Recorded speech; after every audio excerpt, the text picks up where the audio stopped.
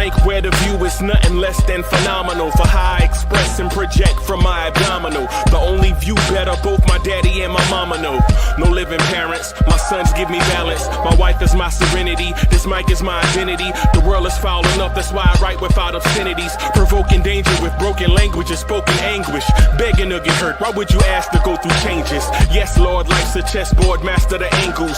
Control the tempo, be the one who holds the info. Acknowledge is just as deadly as machete swings. When spoken, the truth is as potent as that Medellin. While others swear the style is free, I just let it ring. Our time is undervalued, soldiers make us better kings. My fams on my shoulder, reaching after better things. Today I take the shot, for them I'd rather set the screen. My mama told me follow my dreams. My daddy told me get it by any means. Stand tall, make him bow to a king. But I've evolved, you can see the resolve. Look in my eyes when you speaking to God.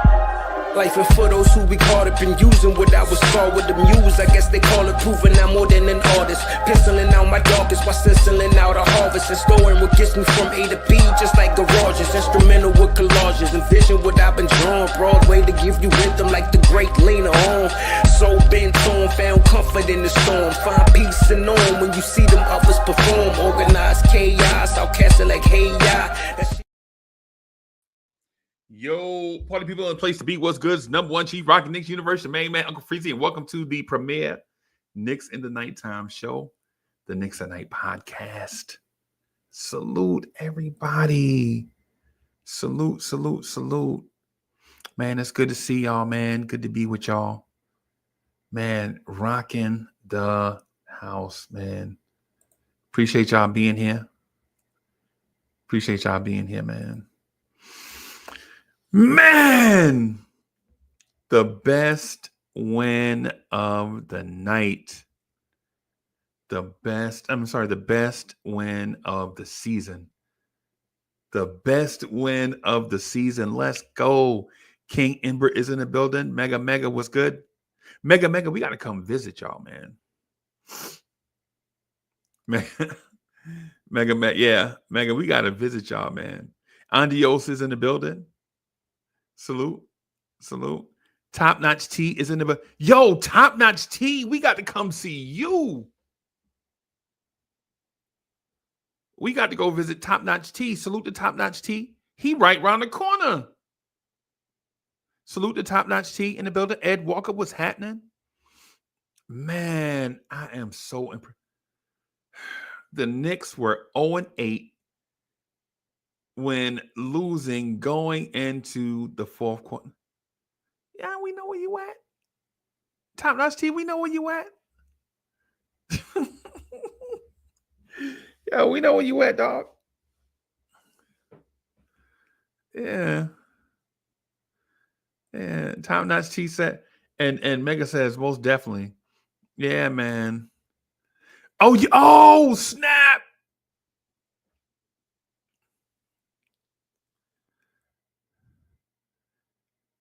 So you in Orlando? I got a little joint over there, man. I like this spot in Davenport, bro. I ain't even gonna front. Y'all know I'm simple-minded, so like fancy stuff blow me away, right? So it's like it's a spot in Davenport. It's like a mansion, bro. It's like we get this little joint, like an Airbnb. Like once a year, like we ain't got no timeshare, nothing like that. We ain't wasting no money on nothing like that. But it's like a Airbnb down there that we like in Davenport. Bro, we go down there. We be drinking. Megan, we be going down there drinking Kool-Aid with our pinkies up, bro. Yeah, man. We definitely gonna come check you out, bro. I'm gonna see if I can get Greeny. I'm going to see if I can get Greeny to go down there, man. See if I can get Greeny and some others. Yo, Son from Brooklyn is in the building. Salute the Son from Brooklyn. Shout out to the greatest borough that God ever created. Brooklyn, New York is in the building. Salute. So I saw a lot of things tonight, man, that I kind of like and I kind of dislike tonight. And I told myself when it was happening in real time that I was going to chill. Right. I told my, Greeny is like, so I'm 6. I got to get measured. Right. I got to get measured. I don't think I'm 6'5" no more. You know how the older you get, you start shrinking. So, you start shrinking. So I don't know if I'm 6'5" anymore, but Greeny taller than me. Greeny like 6'6" or something. Yeah, man. But I'm gonna just do some give you my thoughts of the game and the direction of the team. Right. So top-notch T breaking news. Mitchell Robinson is cleared for takeoff. Bim. All right, Mitch. I'm gonna see what Mitch doing. Mitch Robinson news. I'm gonna check out the Mitch news. Knicks get major news before NBA game on Monday. Mitch cleared for practice. Knicks center takes massive step toward return. He cleared for practice. He don't need no practice, man. That man been out. That's my guy. So when I say this, man, don't think I'm hating. Right. But so Mitch is cleared for practice. That means he ready. He'll be here for Boston. That means Mitch will be ready for the Boston game. In my mind, I don't want to hear nothing. Don't nobody tell me nothing. If Mitch is cleared, he got to play. Mitch cleared, he got to play because we got to sit Cat down. Cat has been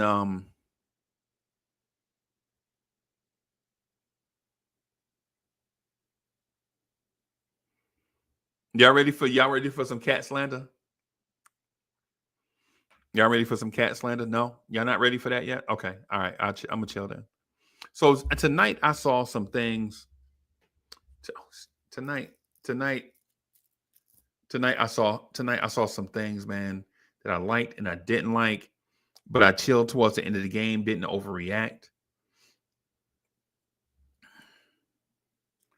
What I'm finding is that the team never gives up. I don't care.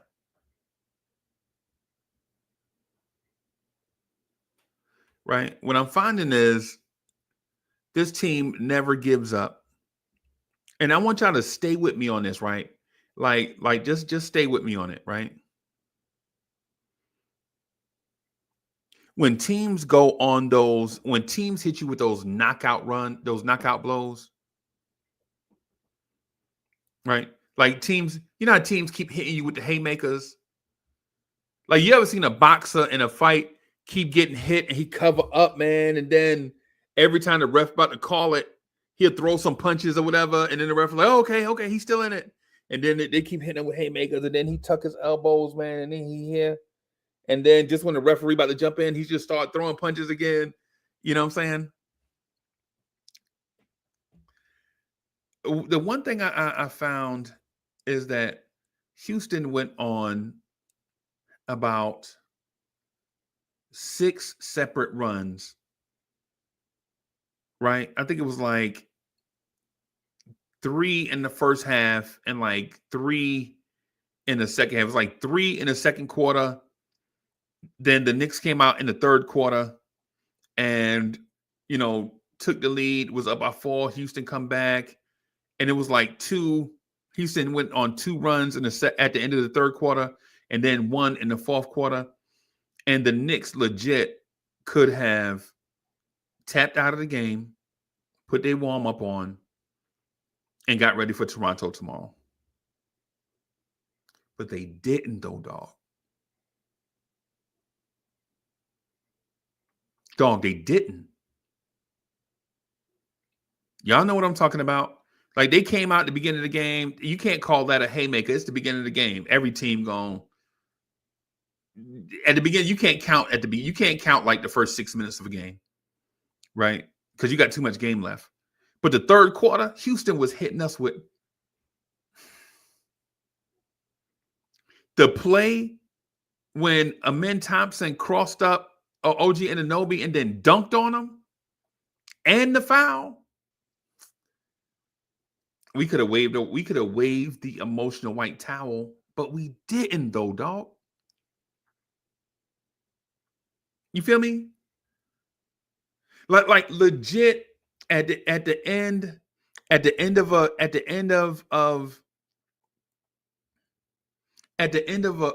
quarter, they going on, they got hit with a haymaker, and then they come down and hit you with a haymaker. Then we hit them with a Jalen Brunson layup at the rim, and then they come back and dunk on. I'm sorry, not OG. I'm sorry, Precious. I'm sorry, Precious. Y'all right, Jeremy. Yeah, Precious. I'm sorry. You know all us Nigerians look alike, bro. I almost called him Uncle Freezie, bro. You know all us Nigerians look alike, bro. Them my people. But Precious is who I'm talking about. Like he come down and dunk on Precious at the rim. And Precious is probably right now, Precious is probably our most athletic big man, right? And Precious is our most athletic. And to do that to our most athletic big and hit the free throw.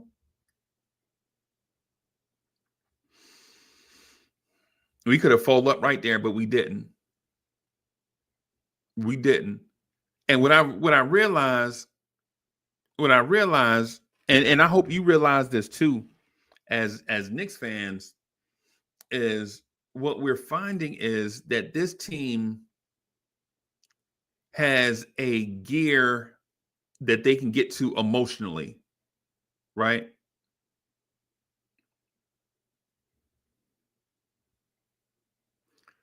They legit have an emotional gear that they can get to, right? They have an emotional gear that they can dig deep down within and get to that keeps them in games, right? And so the Lakers win, the Lakers lost on Saturday night. So what? Right? I want to say this, right? Because Saturday night we were like,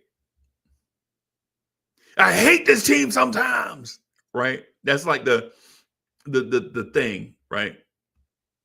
Saturday night is Saturday night. Happens.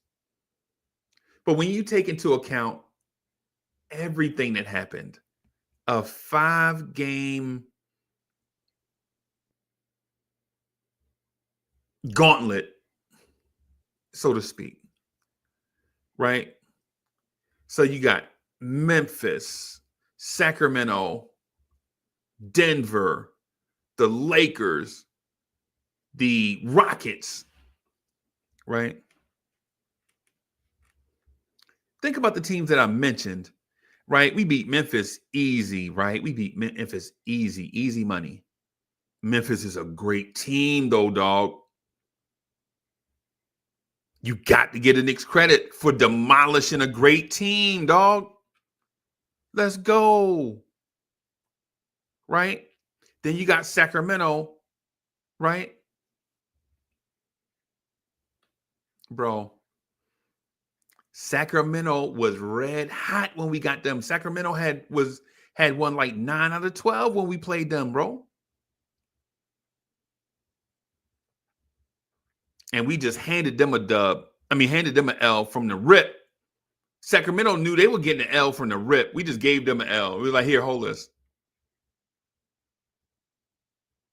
Right?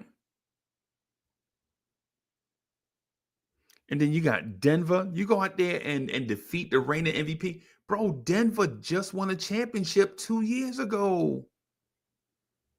Denver just won the NBA title 2 years ago. And now we own Denver. Now when y'all see Denver on the schedule, we so laissez-faire with it. Right? We so laissez-faire. We so nonchalant with it. We so slick with it that when we see Denver on the schedule, we're like, that's a dub. Son, think about what I'm saying. Son, think about what I'm saying.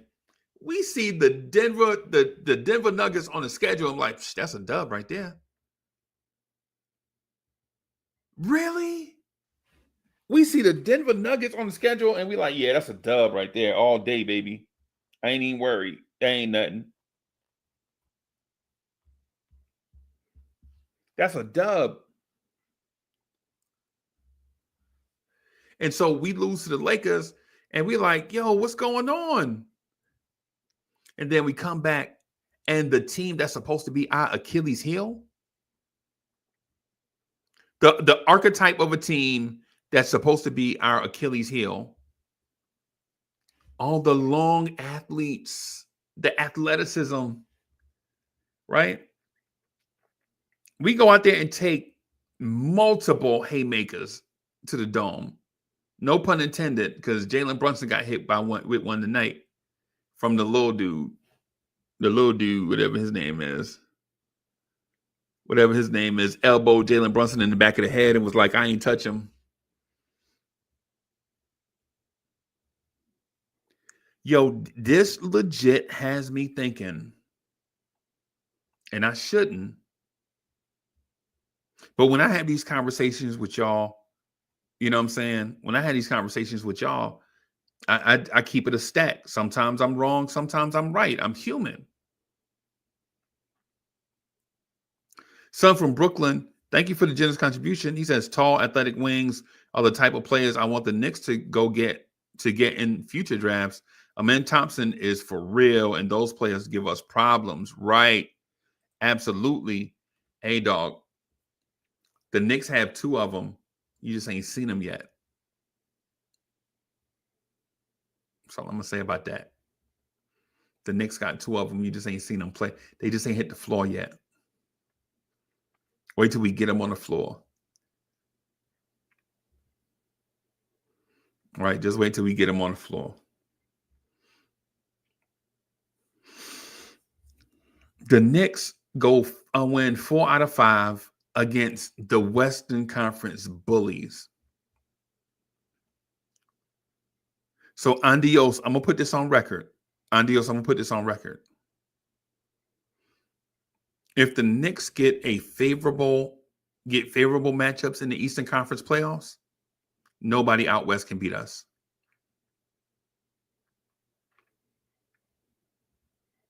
If the Knicks get favorable matchups in the East, can nobody beat us? That's my opinion.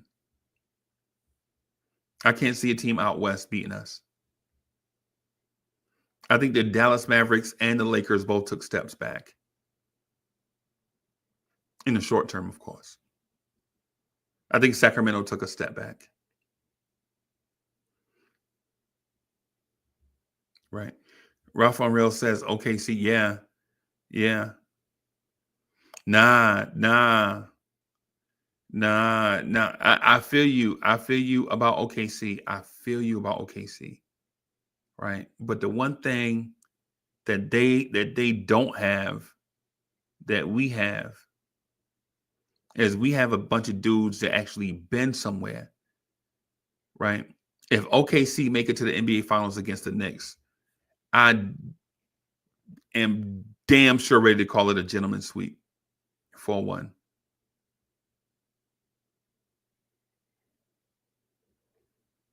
I'm almost ready to. I have 4-0 on the tip of my tongue, but I want to be respectful to OKC, and it's for basketball reasons, not emotional reasons. Right. For one, all that ticky-tack stuff that they hit Karl-Anthony Towns with in the regular season, that man can't even breathe on a player, and they calling fouls on him. In the playoffs, they let you be physical. And what big does OKC have that can get physical? OG Anunoby is the same size as their best player, their best big. Right? Nobody's going to tell. Chet Holmgren can. Have y'all seen Chet Holmgren? Chet ain't stopping Cat, bro. Basically, I said all of that to say this. Whether we win tomorrow night or we lose, I'm confident this team is ready, primed primed for a major step. The Knicks are primed for a major step. And what they've been showing us all year, is that regardless of the difficult situation they're put in, they find a way to be competitive. Right? Because think about this.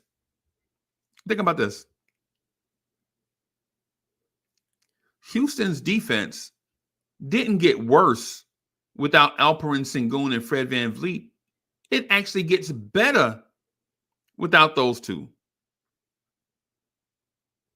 VanVleet is a good defender, but he can't guard Brunson. Right? And Alperen Sengun is not a good his defense is worse than Cat. His defense is worse than Cat.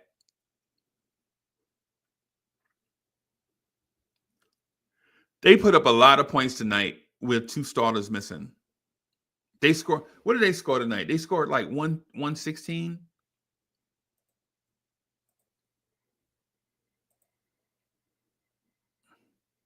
What did they score tonight? They scored 118. They scored 118 points on 46% shooting, 93% from the free throw line, right? And their defense was better.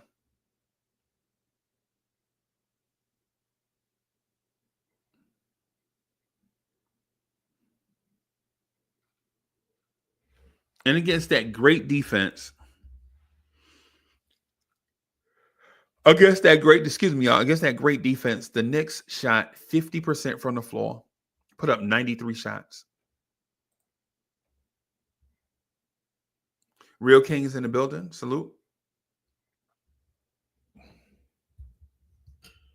Their defense is better. No sane basketball mind is going to say their defense is better with Alperen Sengun out there.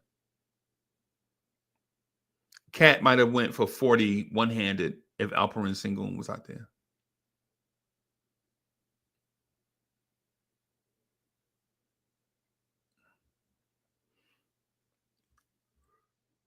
Bass was good. Man, I don't know why I'm well, I know why I'm yawning, man. I've been up since like whatever. But it don't matter.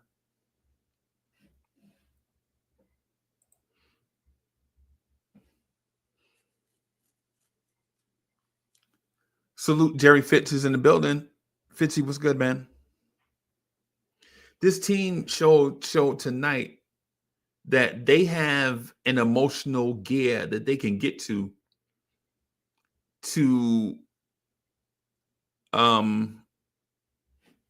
get rock steady.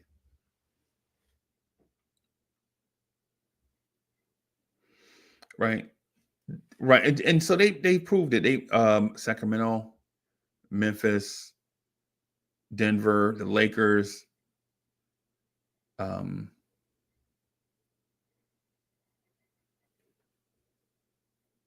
Pistons. I think we have Toronto tomorrow. Yeah.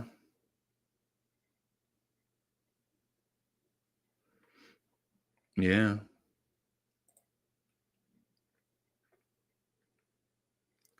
My thing is, I'm going to be super excited for the Boston game. I'm not going to lie to you. I'll be super excited about the Boston game this weekend. I'm not going to overlook this game tomorrow. We really need to get healthy, though. We got to get Mitchell Robinson back.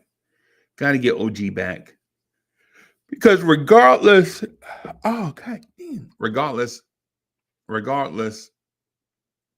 who your team is, right? When you're missing your best players, you're not going to play as well. Somebody put in the chat that Toronto is red hot. Let's see. Toronto is 8-2 in their last 10. Toronto might catch Atlanta and Chicago, y'all.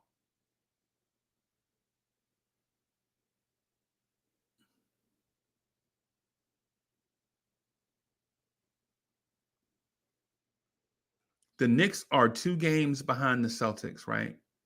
And why is that important? Because tomorrow, I think there's a major matchup. Yep.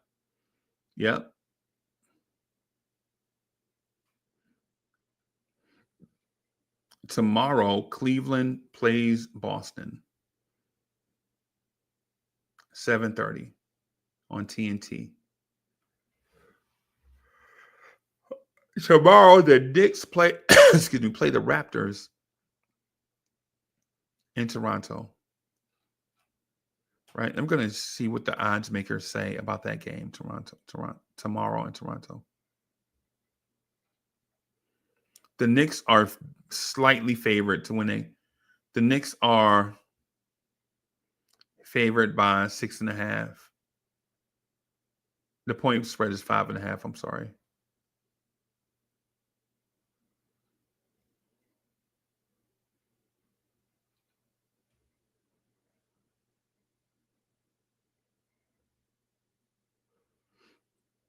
Mitchell Robinson is scheduled to be out until February 8th, whatever February 8th is.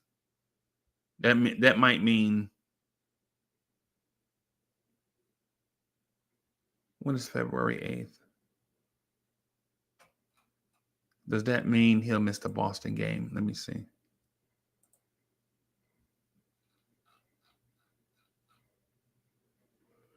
So Mitch is scheduled to come back in the Boston game.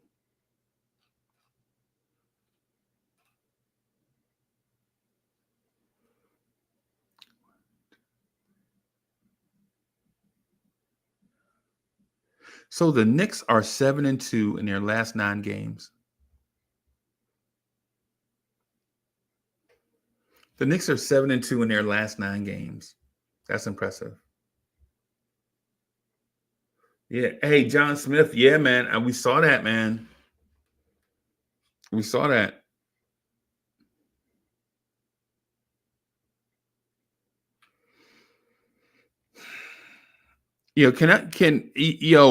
If I say something about Cat, are y'all gonna think I'm a Cat hater, or y'all gonna take this as constructive criticism? Chat, y'all let me know. I got some criticism for Cat. Y'all let me know if y'all think it's gonna be constructive criticism or hate for Cat. Let me know.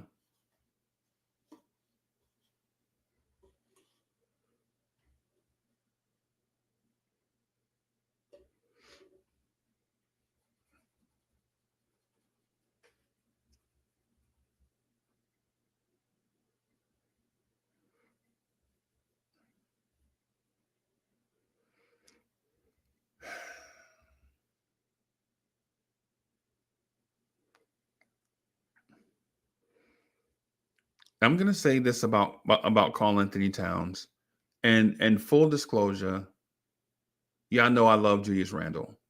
Y'all know I love Julius Randle. Everybody know that. It's like no, I don't have a hidden agenda. Like I'm not here for the smoke or any of that, right?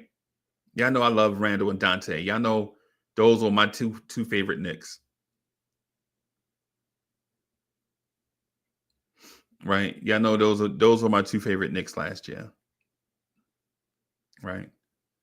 Right? Y'all know I love them. I like OG a lot. I like Precious a lot.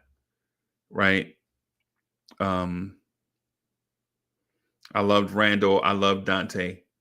Right? So the Cat trade, seeing both of them go in a trade for Cat, was kind of, to me, right? Not to everybody else. I'm not saying to everyone else.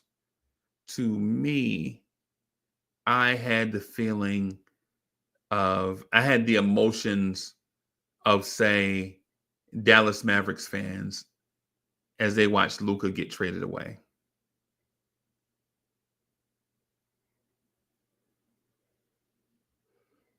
right? You know how the Luca fans are like, oh my God, why'd you do that trade? Blah, blah, blah.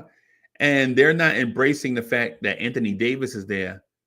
They're mourning the fact that Luka Doncic is not, right? It's kind of like me and King Ribs. King Ribs, every time we say RJ Barrett name, he get in a way, right? It's like every time I talk about Emmanuel Quickly, Shotgunner get kind of like in a way, like that was a stupid trade. Hey, I did whatever. The trade was the trade. The trade was what it is, right? So that leaves me to Karl-Anthony Towns. And do I appreciate him as a person? Absolutely.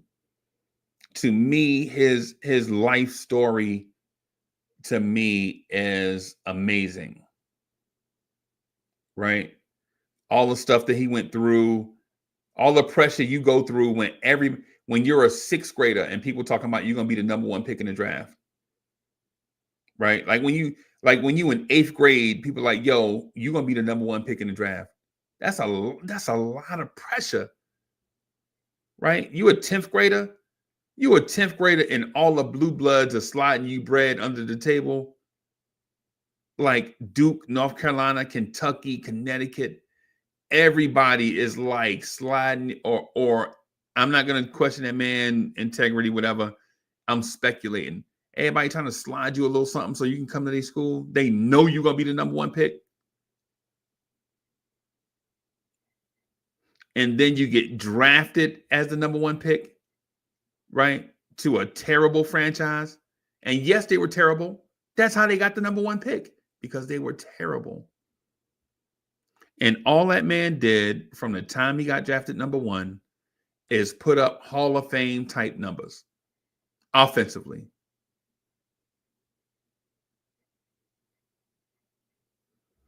All right, Andios, now I didn't know, man. What's the name? Won't nobody tell me? Won't nobody tell me what's happening with Stafford Don? Ron hit me, but he never answered back.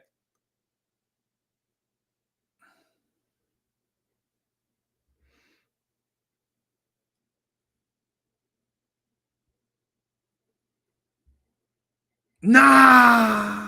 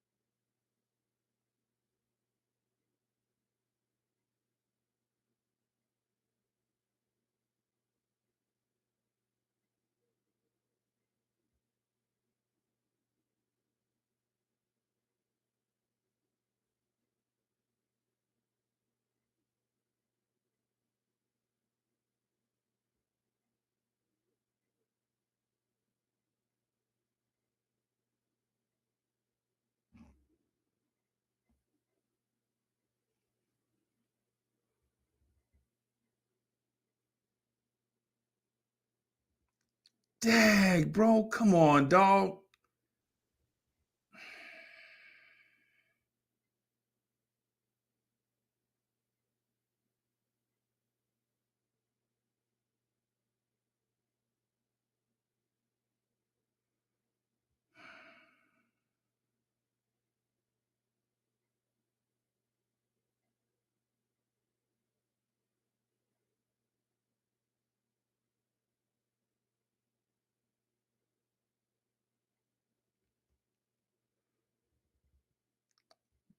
Dang, man.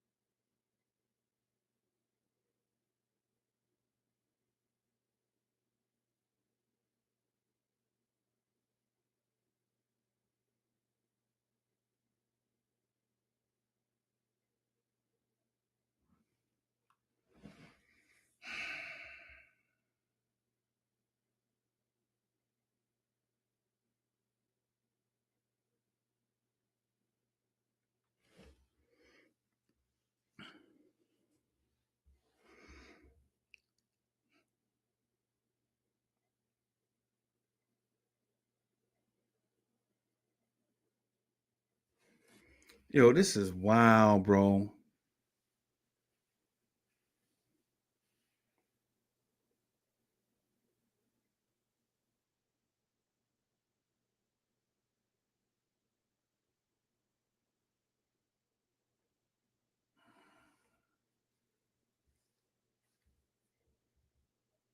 This is wild, bro.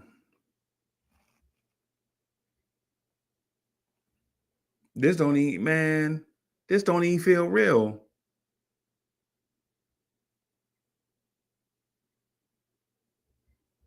Talking about my dog. That's my man. Me and him used to go to games together.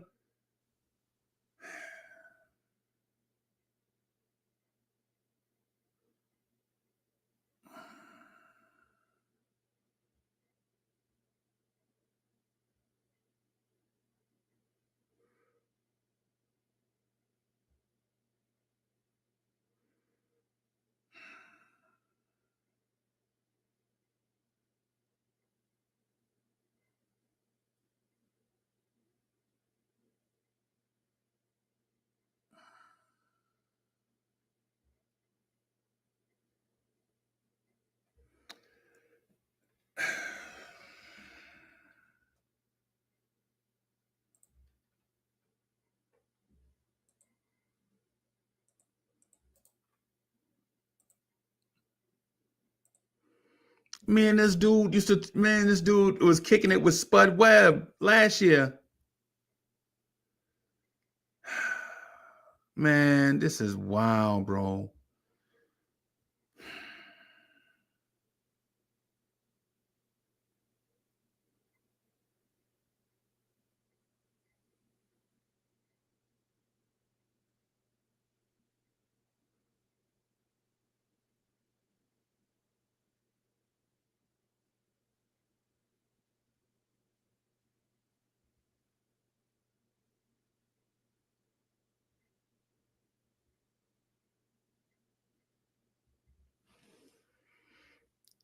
Dang, Andios, you said he passed away in October. October was when we were supposed to go to the Charlotte game.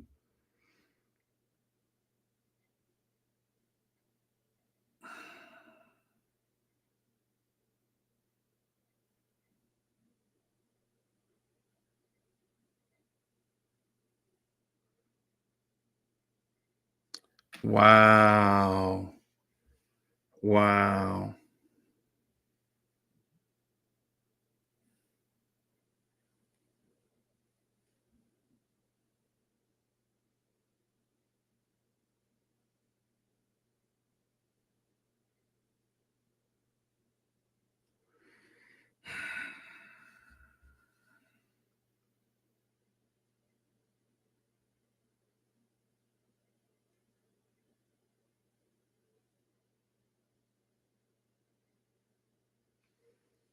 Man, I'm sending this dude text messages and stuff. Okay.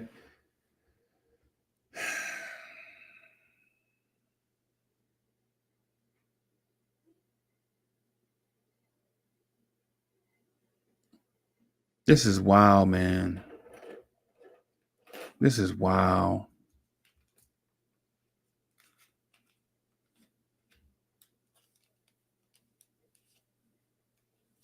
Yeah, this is wild, man.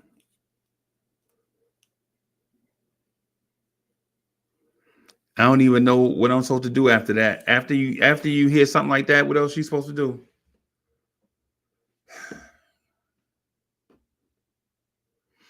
Let me just say, man, I gotta do some kind of tribute to.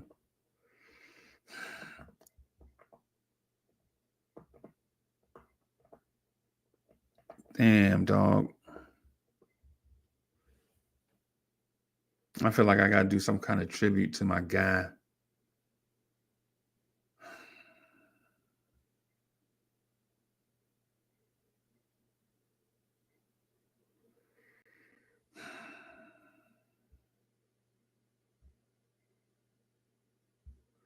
Yeah, I don't know. Hey, Eastwood, I don't know. I don't have none of that stuff, bro. I thought that man was invincible. I thought that man was invincible. I ain't never thought to like, just in case something happened, dog. I ain't never thought about nothing like that, bro.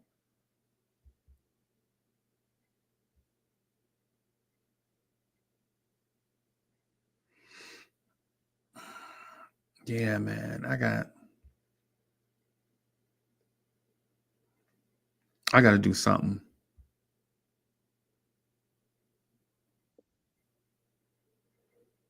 I got to do something, man. I don't know what it is exactly, but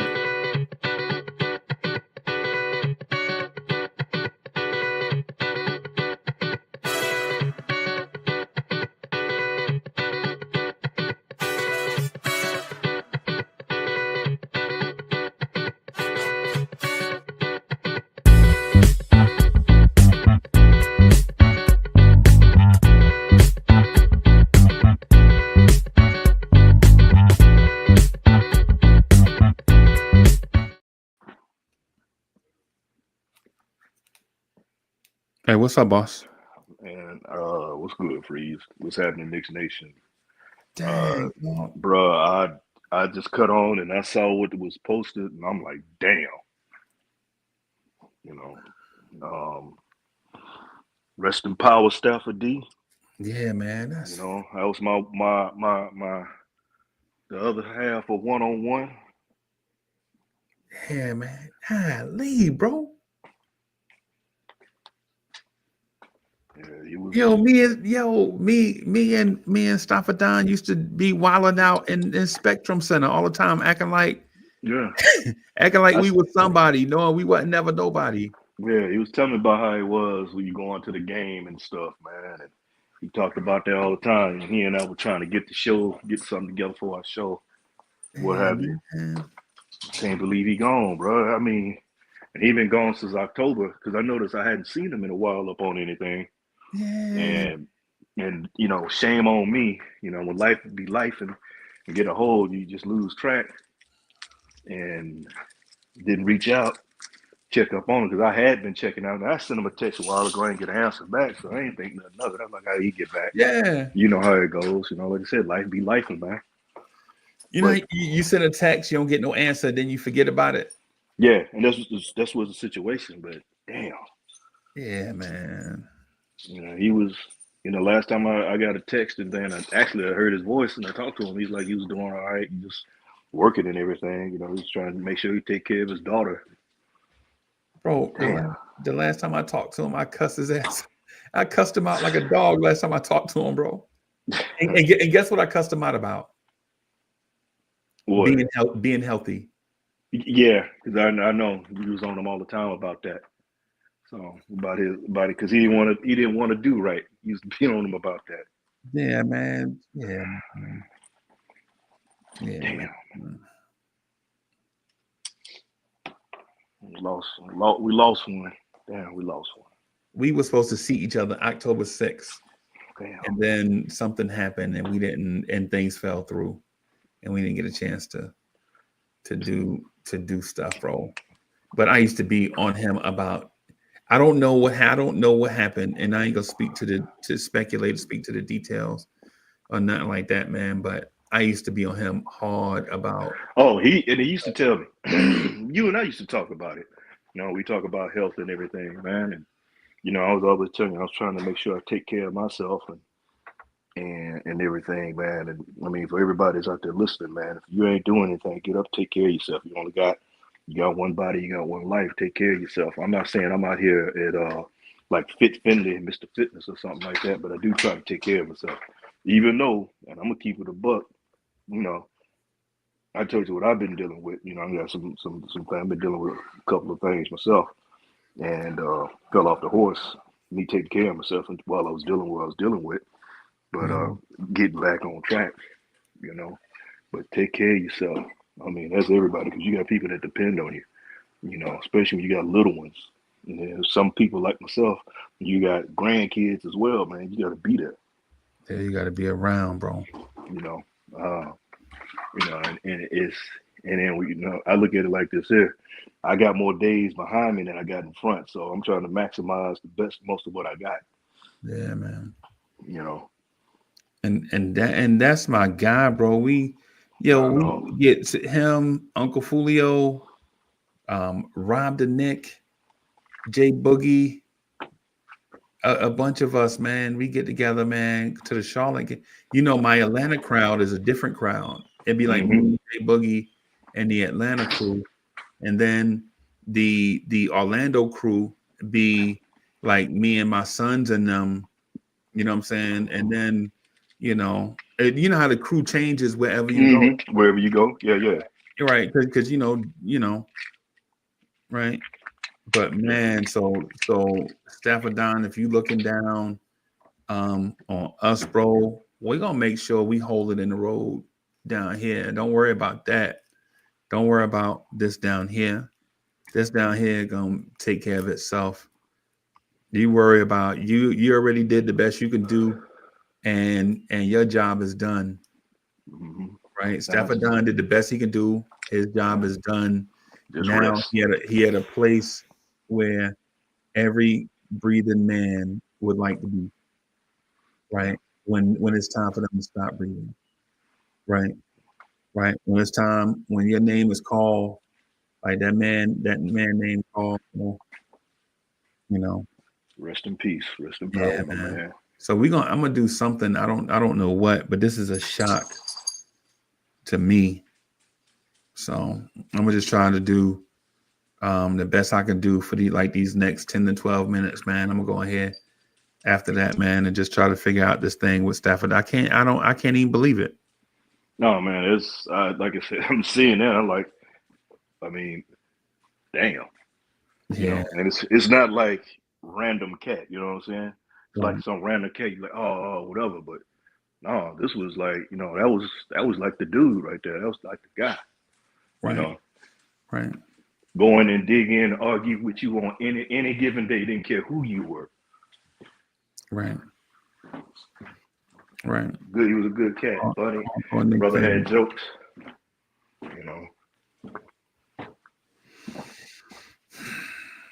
Yeah, man. I don't know what I'm gonna do, man. I'm gonna ask y'all for y'all help, man. And in order for us to do a tribute or something for our guy. But damn. So what's going on? What's going on with you? You got to see the game? Was it? Yeah, I watched the game.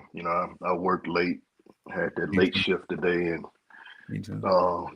watched the game and everything. Matter of fact, talked to Ron. I was talking to Ron, Ron Cleveland. Right. He called me up during the game, and we watched the first half together, seeing what was going on with this and that, and going from there. It was a grind out, ugly win. Right. Like I said, I'll take an ugly win over a beautiful loss any day of the week. Right. Seeing all these other trades, OKC then made another move and everything. OKC that made a move? Yeah, they just some second round draft picks. Nothing really, really, really big major. Then you got Sacramento who made their move, sending De'Aaron Fox to the Spurs. And then the Anthony, as Raw Hebrew call him, Anthony Ambulance, it tickled me, but Anthony Davis. Wow. There's still stuff falling out because Danny Ainge realized he didn't know he was helping them get Luka. So I'm like, huh. So even the gaffler can get gaffled. Yeah. Yeah. Yeah. Yeah. I mean, it's a bittersweet victory. After the news, you got to, get the news of, one of the orange and blue finest been checked out. Yeah. So I'll say this because I always have a different look when it comes to that situation. When it comes to, to the here and after, or to the afterlife, what we want to call it, man. Right. Don't people. You always remember the good times.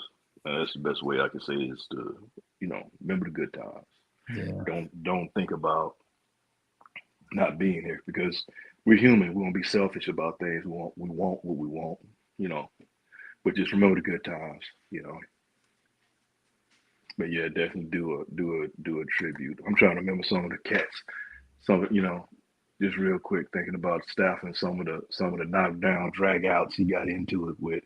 Yeah. Because that cat had a hair trigger temple real quick. Yeah, man. Yeah, man. That was my man. But watch the game. You didn't do playback, did you? Yeah, I did playback. It got on kind of late because I got off late, and the app didn't start the game. Now, NBA TV gives that app some problems for some reason. Well, so I was watching it here at the house, and a couple of times it blacked out. Yeah, on NBA TV. Yeah, It blacked out a couple of times. It came back on. Yeah, NBA TV be wilding. Right now, I'm trying to get myself together because next month they're gonna be out here in Cali.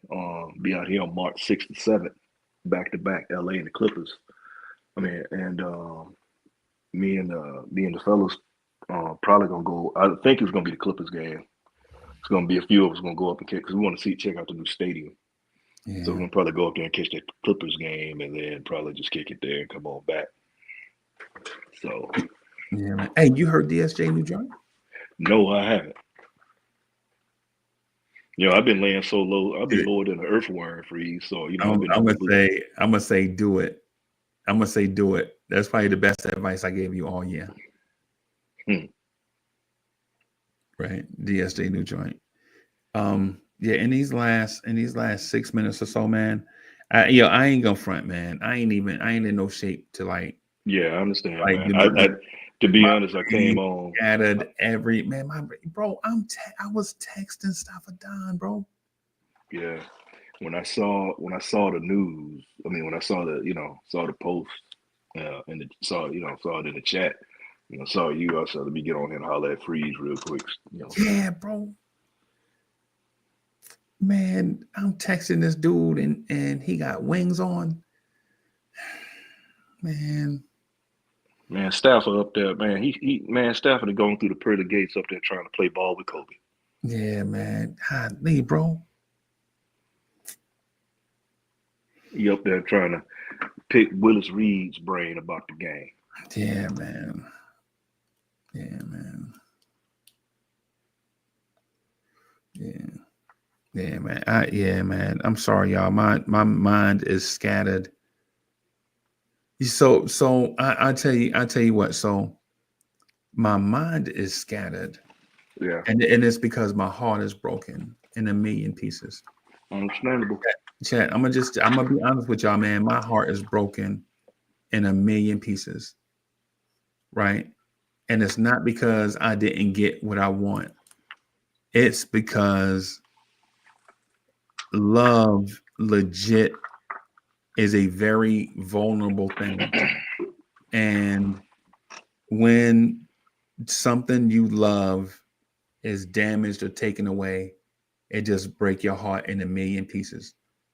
And it don't matter if you sweep up the pieces and try to put it all back together, you just can't put it back together. Right? And that's how I'm feeling right now. Like, legit, when I go to the game, when I go to the Charlotte game, who I'm gonna go to the Charlotte game with? Yeah. Because I'm thinking like on a selfish way. Like, don't nobody go to the Charlotte game like me and Stafford. Don't nobody go to like the Atlanta game like me and Jay Boogie, right? Don't nobody go to the Charlotte game like me and Stafford. It's like now, when I go, would it be like, even though Divine probably be there, even though like a bunch of people, like the regular North Carolina, you know what I'm saying? People, yeah. But it ain't the same. It ain't gonna be the same. Wiz, what's good, bro? Yo, man. Just coming on to pay respects, man. Yo, I'm glad, got the info 2 months, 3 months now, right? But, so I'm pay my respects to Stafford, man, fellow Ireland, man. Like, I'm glad you said those words about the good times. Yeah. That's what I do, man. I think about the lives we've had, with the two island men with the accents and everything. Me and him and Nev just dropping our knowledge. He and I butted heads a bunch of times, but man, I was always in love, man, about for our Knicks. So I just dropped some, just come on, drop some respect towards one another, man. But yeah, man, interesting days, interesting times. So yeah, we gotta, I'm gonna keep on pushing. It'd be great if the Knicks can bring a championship home for him, and so we can celebrate in honor of him. He didn't get to see a championship in his lifetime. I know, man. Yeah, crazy. Yeah, man. That's crazy, bro. Right.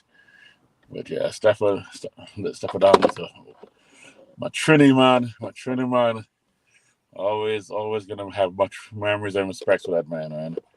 And thanks to you, and you're the one who connected all of us, man. So I want to thank you. How you have us at least, encounter at least for a while. Each of these personalities that have somehow made our days and our moments of challenges for these Knicks, a little bit better. Right. Whether we're arguing or we agreeing, it always was just a good encounter to have these different opinions and thoughts. So yeah, man. Yeah, man. Yo, by the way, the Intuit Arena, oh man, that thing is amazing. Just let you know, I've been in, and the girl who was in charge of PR, I met her and I didn't get her number, and I should have gotten it, but they gave a tour before it opened up. Right. And I got through. I got a tour. I think it's beautiful, man. So yeah, if we can, if anyone gonna be going, let me know, cause I can't afford Laker tickets, and now Laker tickets were expensive before. Now they're gonna be crazy. I remember Freezie last year. I went to the Clippers game. Yep. Yeah, I remember that. $30. I was behind the bench with right before the man Deuce. Right. For $30, I got to the ground right 4 rows behind the Knicks bench. But Intuit has actually been selling tickets, man, and they raised the prices. Yeah, prices. And when they come for the West Coast swing, the Clipper Laker, games, March only one of them 6th I and 7th. really can go to without the wife's going. What are you going to do? Spend what, $1,000 on a Laker ticket if it's available? Yeah, man. Because the nosebleeds, the tickets right now for the Clippers, seats are starting about $80-something bucks, with 84, 88, 85 bucks, something like that. Exactly. But, Yep. Yeah, so I'm looking at me and the fellas, we got to talk about what we're gonna do. So I'm looking at getting probably get the 245, the tickets for 245, which are really good seats for 245. Yeah. Yep. Because it's over in Inglewood. Yeah, I know. You probably should park up by one of the hotels. Like a little further north towards LA. The area, right? Yeah, I've been out there. It's been a while, but no, what I'm gonna do is Uber. We're gonna probably get an Airbnb when we come off from Dago. Get an Airbnb good. And then Uber over. I ain't trying to drive that, man. No. Okay. Okay, well, you know what? Yeah, I don't deal with LA traffic like that. Let's stay in touch, because I may drive there. I got the SUV, can hold 4 or 5 of us. And so maybe I'll swing by. I don't have the massive Benz, like some ballers and Kakalakis. I ain't got that. But I got some space. So who knows? Maybe I'll swing by, pick you up. Because I always drive to the even though it's been a crazy bottleneck traffic over there when I'm over that side. Oh yeah, traffic is always crazy. Well, that's just LA in general. Because last time I went to, it was the last time I went to a Laker game is when, and this will tell you how long ago it was. It was before COVID, of course, and it was when that's when they had damn it, LeBron wasn't playing that game. He didn't play because they played the Mavericks. We stayed at an Airbnb that was like 3 or 4 blocks away from the stadium, which was cool. It was a nice little spot though. Everything was right there. Right. So, and then the last time I was in LA was for the Smoking Grooves festival. That was the last time I was up there. Wow. Smoking Brew, and I wish they'd come back because that was, man, 12 hours of live entertainment, live music. Mm. Right. Yeah, man. Who just jumped in? That's Fritz. Fritz, what's good, bro? What's up, Fritz? Hey, what's going on? Who's All on the bridge? Man, just got the bad news about Staffordon. I had no idea. Man, about Staffordon, bro. That was my roadie. Mm. Me and that man used to get together at least one time a year in Charlotte. At least. Yeah. Yeah. He would. Mm. Yeah. Yeah, man. Yeah, man. Yeah. I remember I sat out at the me, him, and Rob the Dick sat out at the bar. It was drizzling rain, bro. We sat. We was, you know how you be enjoying somebody's company. You be like, man, let me go, man. I'm about to go, and you don't never leave. Yep. And you don't never leave. And so, man, we sat out in the drizzling rain talking about the Knicks for like 4 hours after the game. I mean, y'all told me about that. You had Rob the Nick. You know, Rob the Nick can go. You know he can talk, bro. Mm-hmm. Oh, yeah. Shout out to my home state homeboy Jarvis LaFleur. Yeah. Hey Jarvis, I'm gonna probably be back to the boot probably in May. Yeah, man. Yep. Yeah, Fritz. I sat out in the drizzling rain till like 3 o'clock in the morning. You know, the game be over about 9:30, 9:40. Mm-hmm. Right. No, I'm sorry. The game was over at about 9 o'clock. We stayed in the arena to about 9:30 because people was wanting to meet Jay Boogie. People was wanting to talk on the concourses and stuff. We got out of there. We got up to the bar about 9:30, bro, and legit stayed on the corner at this bar on the corner in the drizzling rain. They was doing their thing. And you know me, I'm be trying to be healthy. And so I was like trying to drink up everybody chaser, drink everybody water. Right. And they was smoking and drinking and talking, and that steady drizzling rain had my, Sophie, that blue Mets hoodie I be wearing sometime. Mm-hmm. I mean, that thing was soaking wet, bro. I couldn't even wring it out, bro. It had so much water in it. I had to just hang it up and let it drip dry. From that night, man. Yeah, man. Salute Staffordon, man. The words, I ain't gonna lie, my heart have a lot to say, but you know how it is at this. Man, I don't know how to put the letters together to even formulate words to tell everybody how I feel about Staffordon. Right. So we're at a point in time now in life that hits different. You know what I'm saying? Yeah. It hit way different. It's not everybody. Like I said, got more time. I got more time behind me than I got in front. So that's to maximize the time I got. Yeah.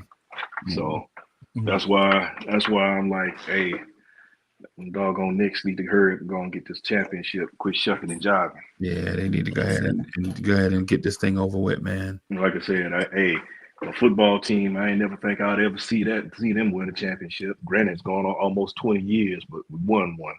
Yeah. But now it's time for the Knicks to do what they got to do. Yeah, man. I'm gonna say this, man. I need for the chat to hit us. I was gonna click this button and go in the living room and sit by myself. Right. It's so late at night, ain't nobody up, not over here. I was gonna go in there in the living room and just sitting there by myself. And then something told me just stay right here. Yeah, right. Just stay right here, man, with family and friends and people that you love and trust and kick it with. Because the thing is that when you do this, when you're the number one chief rocker, you always have the words to say. And then stuff like this happen and you realize you're just like another guy. Right? You just another dude, right? And I appreciate the fact that y'all just letting me be just another dude in y'all company, man. You know what I'm saying? After, we all get hit with the same news. So I appreciate y'all for coming and hanging out with me. You know, man. So families, man. So families. Yeah, man. We're gonna take it to the next level, man. Let's talk about Deuce, bro. Fritz, you want to talk about some Deuce? Oh man, I know what you're gonna say. And he missed that hold on. 3-point shot at the end of the game. Hold on, Wiz. I heard you disowned Deuce. Now I'm gonna tell you now. Man, See, this I've been rumors hearing about spread is that. wild. Cause You guys look, crazy. I've been in the Deuce. I'm not Deuce high. I'm in D block. That's what I would call it. So I always been in D block with Deuce. I was one of the few. I even told my man Ron that when we drafted Deuce, IQ better start looking over his shoulder because Deuce gonna get him up out of here. Yeah. Last man standing is Deuce, D block. So, Yo, but you up there abandoning Deuce. I'm gonna keep it fighting. Yo, I said if he was in the package for Trey Murphy III, and actually I threw in De'Aaron Fox as well. If he's in a package for one of those two guys, I would allow it to happen. I didn't say I would trade so much. Look here, Devil Dog. Look here, Devil Dog. You ain't supposed to never leave no man behind. You're right, boss. You're right. I was not, man. I was looking look forward. at you. Look at you. See, you're telling me that you would a Mitch Rob Deuce package for Trey Murphy III. You'd say no to? Man, see, you the same cat that was talking about trade for Kuzma and put him at the 2 guard, man. Man, no, get on, bro. I'll never let that go. I was sitting up here, man. No, but Kuzma was not going to take Deuce's spot. But I was saying Trey Murphy III or De'Aaron Fox, I would have to say I'd have to sign off and approve it, just like LeBron approved the AD trade this weekend and act like he didn't know nothing about it. AD, they treated they had AD out there like Eddie Kane. Exactly. LeBron. Come on, Freezie. You think LeBron knew? Yeah, LeBron knew. Right. LeBron knew. LeBron did the Hulk Hogan. He went behind the scenes and told him what was up. Damn. I don't know about that one. He went behind. Get him up out of here. Give me the young fellow. Give me Luka. Yeah, I don't want Anthony Ambulance. Plausible deniability. It's called plausible deniability. He's out of town. He's having dinner with his wife and act like, oh, I just heard about it. I didn't know. Come on, man. He was straight denying. No, man, wasn't me. Not me. Well, exactly. Can't be me. It wasn't me. Yeah, that man knew. I don't know. I'm one of the. Yeah, I don't think so. I'm trying to remember it out. Yeah, I don't think he's central anymore. I don't think. Well, no. I think his check and balances. If I don't like what you do, at the end of the year, I can always opt out, and that's his check and balance. So I mean, he's like, you better do the right thing or else. But I don't think they asked him to approve it before. Right. I think they didn't initiate it or get approval, but I think he knew prior to the transaction that it was in process. Man, they got tired of AD talking about we need a center. Exactly. No, they said they didn't even get the agents involved. Yeah. Agents didn't know. Well, True. they did it so fast because it was like a phone call, and like I said, I don't know. And then and Danny Ainge helped them. Didn't even know what he was doing. So I was like, "What? Hey, you know what, man? Hey, that was." Oh man, he didn't know he was helping them get Luka. So I was like, "Hey, Rob Pelinka, gangster with it, huh? Yo." He hooked the ball up. He said, "Aha! Look at my right hand. Look at my right hand." He smacked him with the left. What the heck? Yep. Yeah, LeBron was like, "Yeah, go make it happen." Yeah. And LeBron, they came to LeBron. Hey, did you know? No, I didn't know a thing. Not I. Yep. But he's like, hey, Mr. Reporter Man, I like playing with AD. I didn't know they were going to trade him. Yep. That was huge, man. That's why I think everybody lying. Oh man, But so, you know what they say? You know what they say, Freeze, is your truth, my truth, and the butt naked truth in the middle. So, but it just don't. You know, that fish don't fry, bro. It just don't fry. let me tell you why I think everybody's lying. I think everybody's lying because, for one, if you're LeBron, you can't send a message to other clutch clients that LeBron would even turn his back on clutch, right? That's for one, and that's why I think Rich Paul had to be like, "Yo, I didn't even know." Nah, bro. Yo, the one thing I do know, trust me, I know this. Agents know, right? I pissed off an NBA player, and his representation was DMing me, right? I know this, right? Because Quentin Grimes got tired of you calling him a sandwich. Right. And so, if somebody's minutes goes down, right? If somebody don't play, if somebody unhappy with their role, if anything happened, an agent knows, right? But you're gonna tell me that 2 top 20 players in the NBA get traded for each other and nobody knew? Right. And think about this just real quick. Just think about this real quick. Think about how many people make a living scooping up gossip about NBA teams. Bro, we follow them. Yeah. Bro, there are dudes, bro. New York has dudes, they whole life is centered around NBA gossip. Right. And to say that the second most powerful agent in the NBA didn't know that one of his prized cash cows, it was getting traded.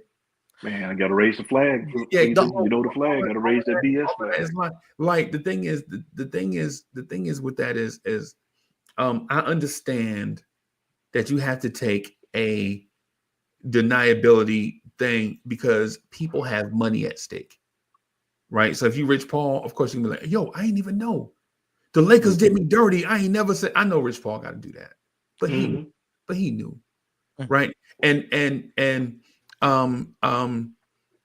the people in Luka's agency and all that, they knew. You're not just gonna trade Luka without Luka knowing. He wouldn't be, and he wouldn't have been as happy as he was. You know what I'm saying? Legit. They say he's always liked LA. They say he bought a house last week.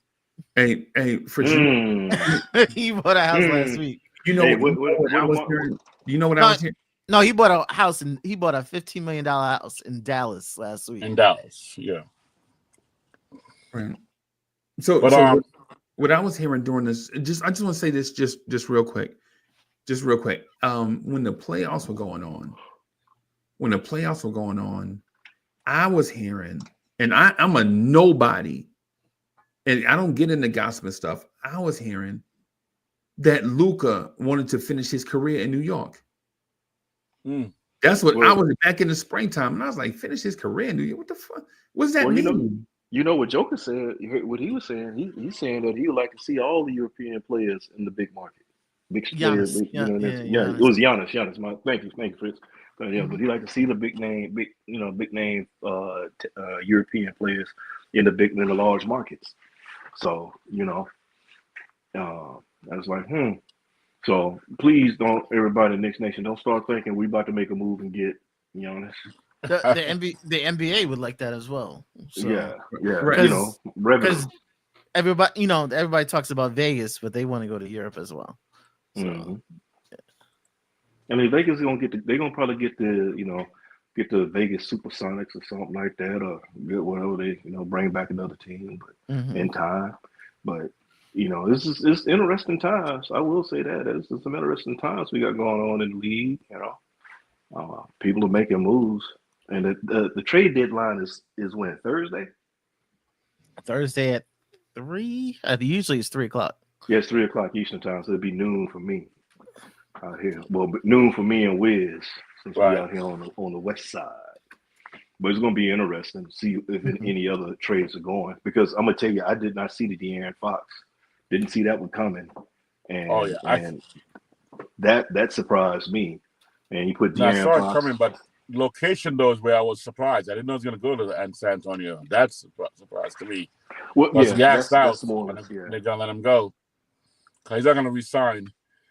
Now, with the Luka deal, his agents are going to be like 116 mil was sacrificed in the deal. But will they make it up in the back end on endorsements and stuff? Being in LA? But I'm just trying to understand. I mean, I'm trying to see I can understand LA because, LeBron is going to wind up retiring. So you have Luka, because Luka's what, 28? 25. He's 25. Okay, I gave him 3 more years. So he's 25. So he's young. Yeah, he's young. He's a baby, like you said. So LeBron will retire, so you can hold on to Luka and build around him. And then for Dallas to do, it's almost like Dallas is almost trying to do a soft reboot in a sense. Yeah, you got Anthony Davis. He's what, 30? Was he 30? 32. 31? 32? He's 32, but the injuries, man. He's injured a lot. He's off an injured player. And they got Kyrie still. I mean, they still got a decent team. He's been healthy the last 2 years. Mm-hmm. He's been healthy the last 2 years. They still got a good team, and with him, with having Daniel Gabbert playing center, you put AD at the 5. They'll be a factor. They got a nice team, but championship wise, that's the playoff, yeah, for sure. But we're talking about the West is. I mean, the West is the West. It's just interesting. It's just really interesting. Like I said, nobody saw that one coming. Right. That'll be like the Knicks signing Motorboat Jones tomorrow. I think both teams. I think they both were gonna have trades by Thursday.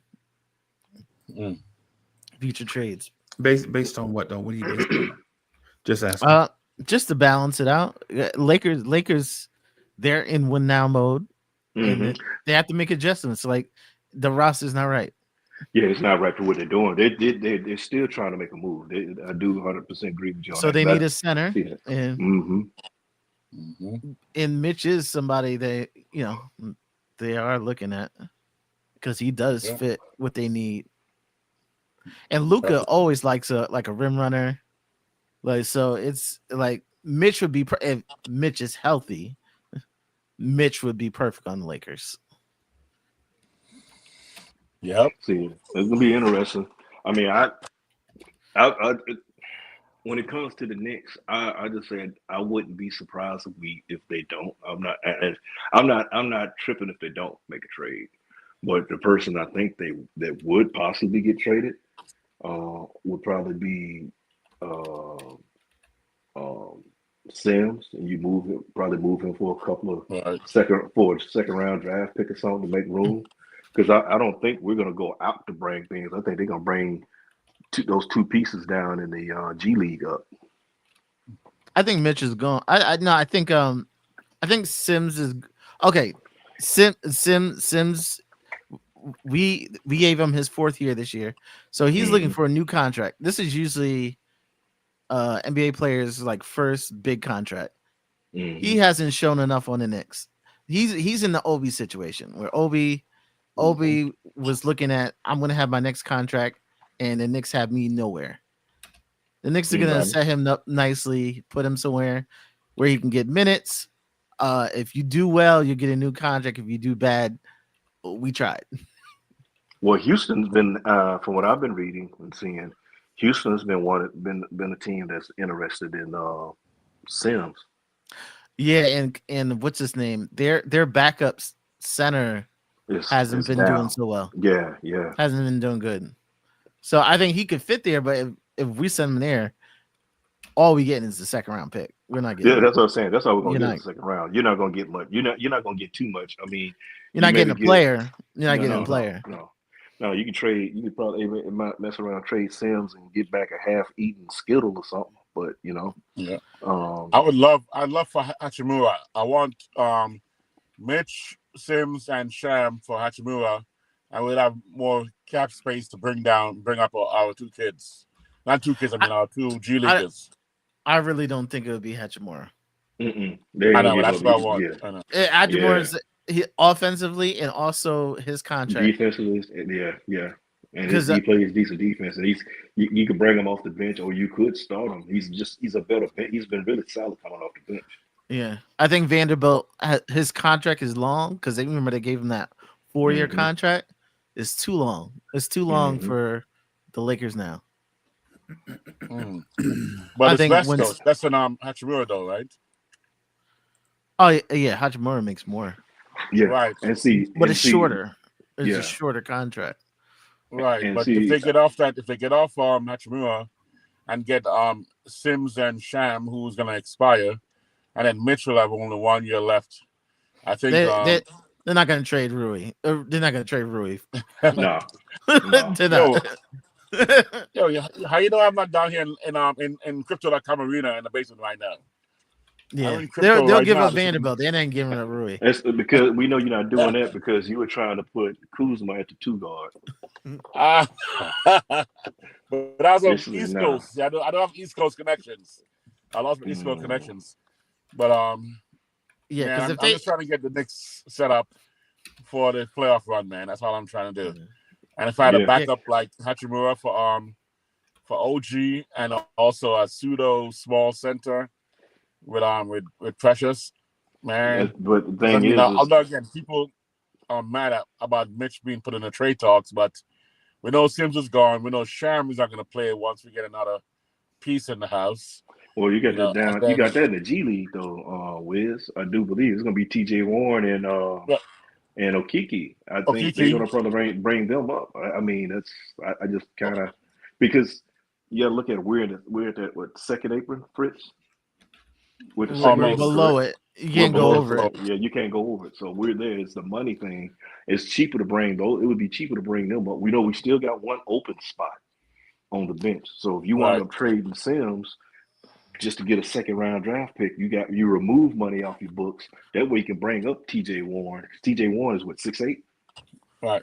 No, that's the easiest move right now, I think, and that's the move I think will probably happen. He's 6'6". I think it was 6'8". Okay. Yeah, I think that's the easiest move to make, and that's the move that probably will be logical, I think, to make right now. Like I said, I'm not a Mitch hater, so if they make that move alone, I think that's a good move. I'm just looking at the possibility of Lakers trying to get a center, and they could get Sims for the next 3 weeks. Then Mitch healthy comes in, and Lakers will be exactly where they want to be. And Lakers get what they want, man. You know they always get what they want, right? Like I said, I'm not going to turn this to the Mitch at Night show, but I don't see us making a move right now. Getting rid of Mitch. I don't see that. Sim is the easier one to move. One because the less the money on his contract, which you can get back, got an open spot already. Then you free up 2, and then you can bring up either TJ Warren or Kiki, or they finagle the books or do something else and bring up both. So and then just keep it within instead of doing a bunch of trade to and then because we still got cats. You still got cats on the team that's like Payne is playing, or as I like to call them, the Pest is on a 1-year contract. Shamit is on a 1-year contract, so it's a possibility, and even Precious. But I think Precious, they're gonna re-sign Precious, bring Precious back. Precious has been playing somehow. I don't know. They can make that's what you let. That's what you got Brock Aller. You can't bring Precious back. You can't bring Precious back. It's gonna be tough. He ain't coming back. Yeah, you can finish the year, you can whatever, but he ain't coming back. I'll tell you this, Fritz. I'll never say never after the 2 moves they made. One, we didn't see OG coming, and then 2, people didn't see Bridges. That's what I said. Never say never. When you got the way this thing going, never say never. Somehow, some way, somebody gonna finagle something. I mean, granted, they did the salary cap in a way so you won't be sitting around building all these super teams or doing whatever. I mean, but I won't be surprised now if another team comes and offers, rolls a dump truck up to Precious, as we've seen players they have a year with the Knicks and they get paid. Thibodeau, Tibbs got people paid. Look at the hands of stones, the hands like skillets, and Nerlens Noel. You got hands like skillets. No, yep. Yeah. Well, the one thing about Precious, he can only get a 20% raise. That's the most. And then if the Knicks, and I don't, that's the most. And that's if the Knicks like use all their cap space. Right. Yeah. So I mean, like I said, I leave that to the capologists. You know, like I said, they finagled that move. That's why the NBA so teed off at the Knicks. Paying guys an extra $1 to make a trade. Exactly. Yeah. That was wild. And that's why you know, I'll stand on this. I'm a stand on this hill. I don't care what you say. The league is hot. They still heated because Knicks got over on them and got capped. Oh, they can't do it because of the money. And Brock Osweiler's like, hold my beer, and he made that move. No, I would caution. Well, not caution, but I just want to throw this out to you distinguished gentlemen on the panel, and even everybody in the chat that's listening or whatever. What is the fascination of bringing in Zion to New York? I just want to know what's the fascination. I just want to know why. What is it? Because I've seen other chats and stuff. Cats were willing to give up OG just to bring Zion in, and Zion is one of Reese's pieces away from being out of the league half the time. You worried about that? But they said, he's doing it because he want to get out of New Orleans and blah blah blah. We've never had the most exciting player in the NBA ever. Yeah, I'm not from the '70s, so I don't know when Walt Clyde was the man, but in my lifetime, we've never had the player that everybody wanted. True that. Patrick Ewing, he was a warrior, but it was a grimy section.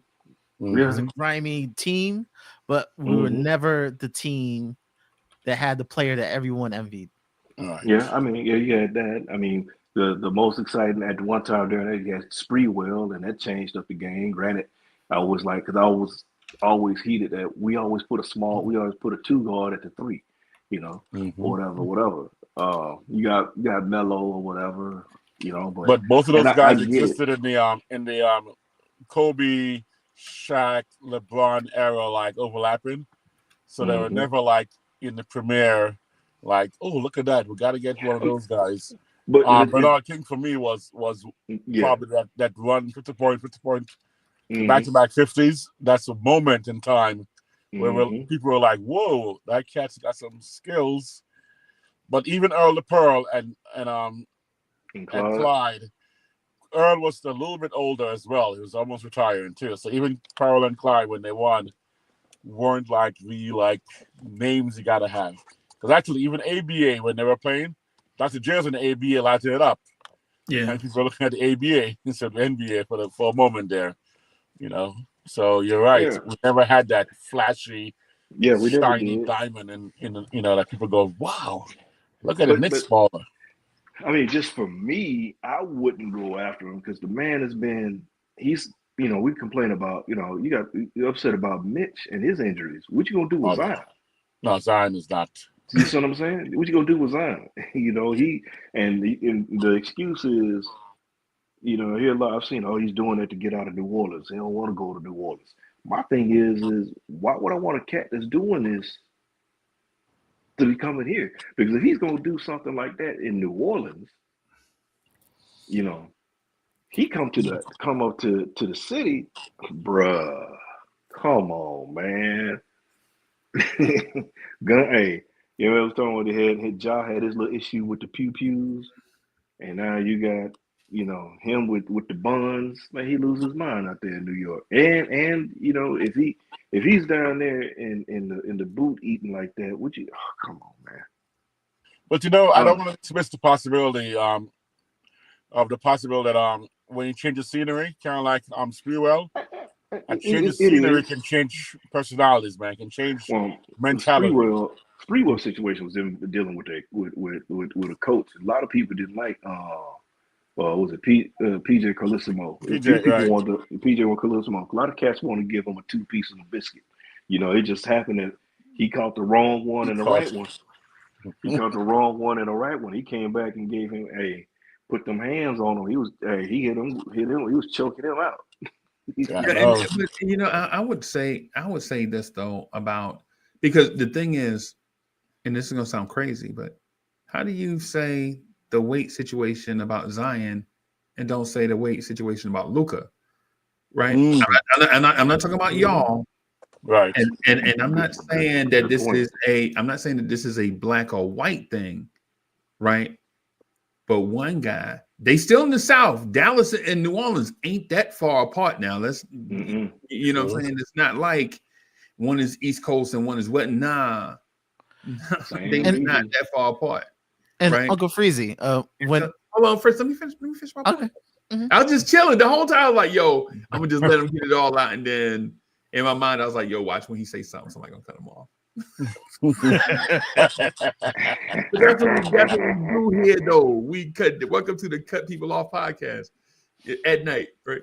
But the thing I was gonna say about the Zion thing is when you go to those cities, and no matter how great you perform, you have to be outstanding just to get on the national radar, right? You damn near have to put up 40, 20, and 10 just to be seen.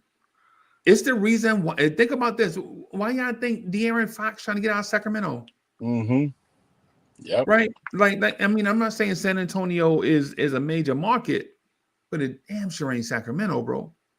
Right. He wanted to go there because he didn't want to pay state taxes. Yeah, he wanted to go. Now, I think he wanted to go because Victor Wembanyama is going to be on TV 3 times a week. Yep, that too. That's a big factor, right? You want to raise your pro. You want to be seen in the light. Go stand by the sun. Yeah, you know what I'm saying. So, but go ahead, Fritz. No, I said I've never seen De'Aaron Fox in a commercial ever, ever, bro. Ever, right. And so we talk about the De'Aaron Fox trade. We're not talking about how Steph Castle is a young up-and-coming point guard. We're not even talking about how Chris Paul is the starting point guard. Yeah. They didn't even consider none of that. Yo, De'Aaron Fox coming to take over. Steph Castle, you was playing point, not no more. Right? Chris Paul, you was starting point, not no more. Right? And so the same thing for Anthony Davis. When Anthony Davis get there, bro, you think they give a damn? You think they care about Najee Marshall and PJ Washington? Cool. Exactly. Dallas made the playoffs last year with PJ Washington at power forward last year. And a mix of the redhead dude, Soulfinger. What's the ginger that plays center? For Daniel Gafford. Gafford and Lively. You think they care about Gafford, Lively? Watch, man. Anthony Davis there, bro. All that stuff they needed 4 people to do, Anthony Davis gonna do that in one body. Rebound, block shot, shoot threes, get you 25 points. All that, man. Anthony Davis gonna do all of that. And then the thing about it is, Soulfinger, think about this. Remember how I said New Orleans and Dallas ain't that far apart? You remember where Anthony Davis started his career at, right? Yeah, down there in NOLA. And now he going back to the same region. They not that close. How in a drive? That's probably what, 3.5 hours, maybe. Oh God, no. Oh no. You're looking about because this longer than that. Well, it was way longer than that because this is about 2.5, 3 hours from where I'm from to get to Dallas. And, yeah, you're looking at about. I'm thinking about the Houston, Port You're talking about from Dallas, from Houston to NOLA is not that far. Yeah, because you're looking at about 6-7 hour drive. Yeah, so it ain't bad, man. It's like New York to DC or something. Yeah, or from where I'm at to DC or something. I would say about 7 hour drive. It depends on which way you driving from there. Because, like I said, it's a straight shot for me. I just hop on I-20 East. I mean, I-20 West and bam. I-20 West, yeah. Yeah, I know because I used to drive it. I used to drive here from Fort Hood, right on I-20. Fort Hood. Fort Hood. So, Used to be on so there. Freezie, Oh, bye. so Yeah, Freezie, do you think? Are you saying that the weight issue will well, it's been dealt with differently, but I think part of it is the fact that Zion depends on his conditioning to perform, where Luka doesn't. Luka could be like Joker, and he just got to be less. His IQ's there, so he just depends on his IQ to perform exceptionally well. Where Zion, part of his appeal is athleticism, and he can't do it when he's at 300 pounds. So have you ever seen Zion not be athletic? Ever? I mean, true. Ever. True.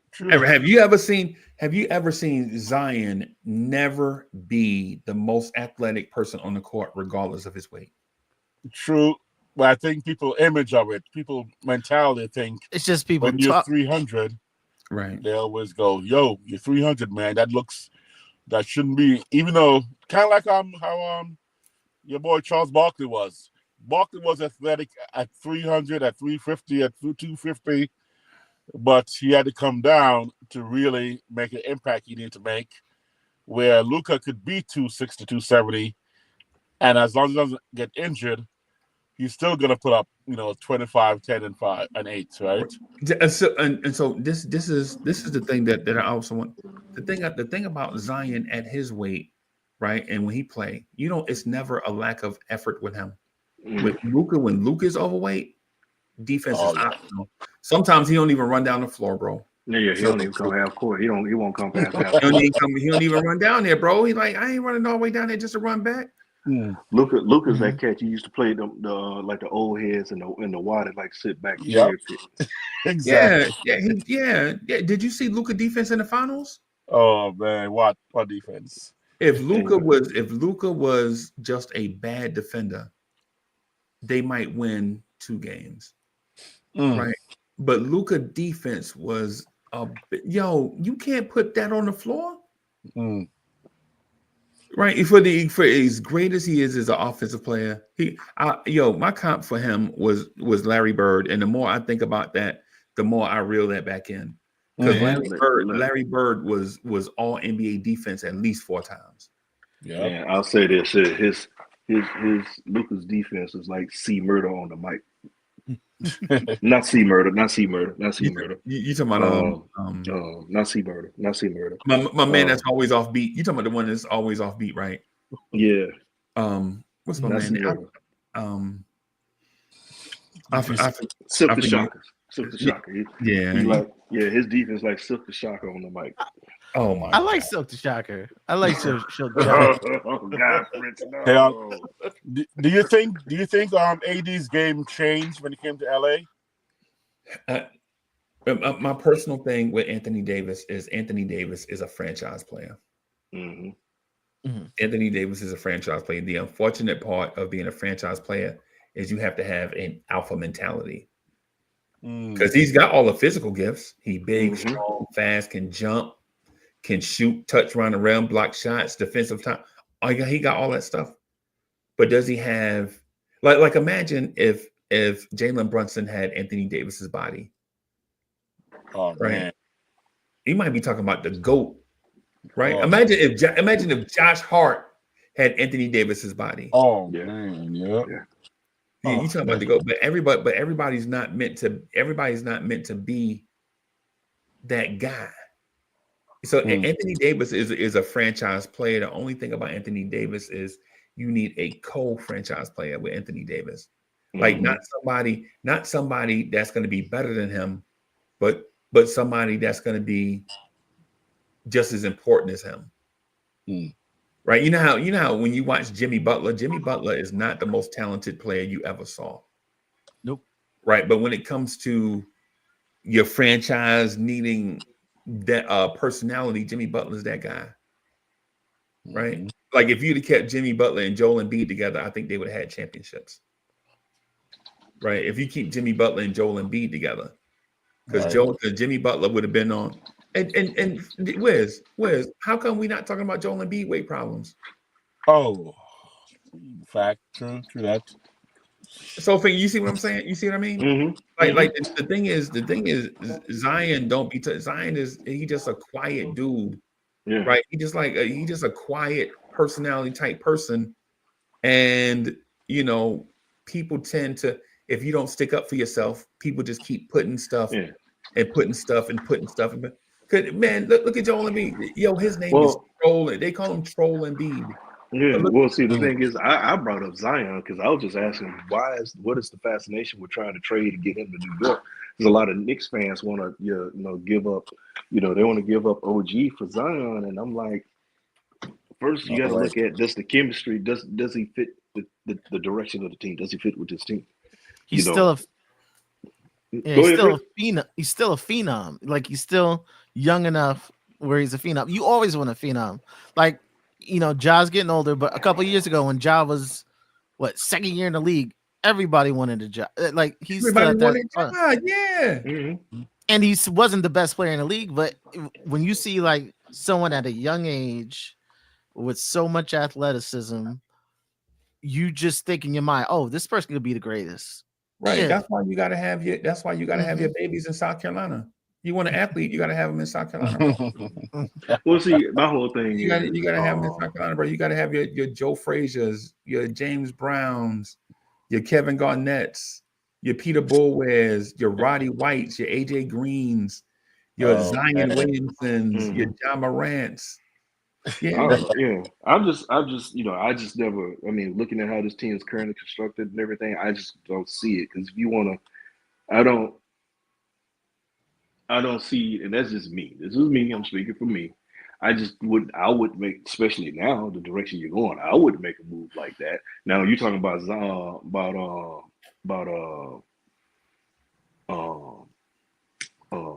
Embiid.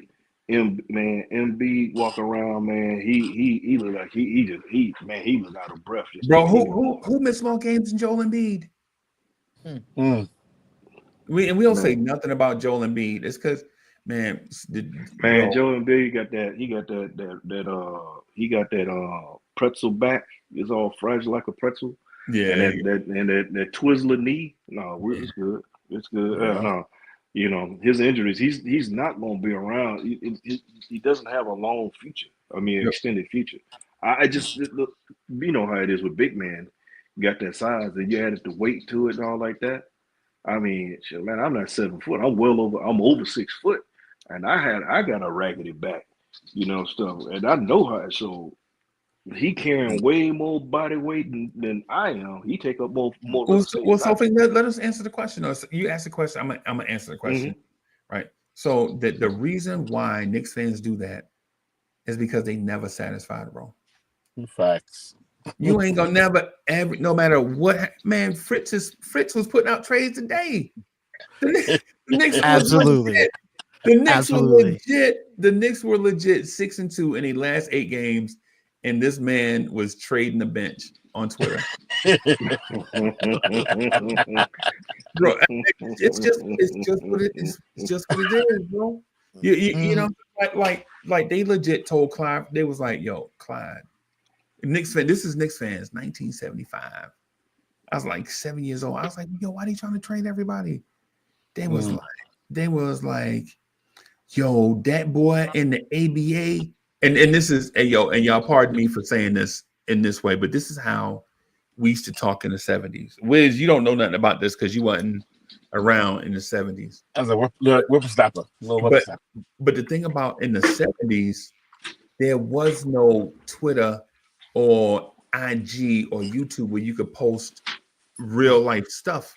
You had to hear the story from somebody who heard it from another guy who had it told to him from a guy that was at the game in the nosebleeds that passed the guy that saw it up front. So by the time you got it, that story was told 14 times. And every time somebody retold the story, they added shit to it. Right? And so they were like, Wiz, what's the center we traded for? Spencer Haywood. Oh, yeah. It was like, yo, no lie. I remember being a kid, and they were like, yo, Spencer Haywood took off in the locker room. He jumped in the air in the locker room and flew around the arena twice and dunked it while a girl was filing his nails. And so back in the day when that was like pimping, like when somebody, like when a girl was filing your nails, that means you was fly, right? This is the fly era, right? And I was like, for real? He didn't fall? And it was like, man, you know Spencer Haywood too smooth to fall. And then we traded for Spencer Haywood, right? Because he was like, man, we got to trade for Spencer Haywood, Spencer Haywood, Spencer Haywood. He got hit and he did nothing. Right? Yeah. Right? The same thing, Bob McAdoo, they was like, yo, you know, Bob McAdoo scored 300 points in the game, bro. 300 points.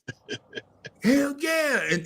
And at halftime, when he left at halftime because the car was double parked.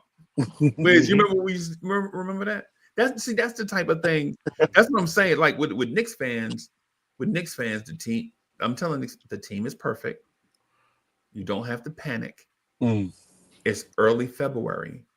You don't know what the finished product is. Exactly. Right. I mean, you don't know what the finished product. And so the only thing that you do know is that champagne don't work.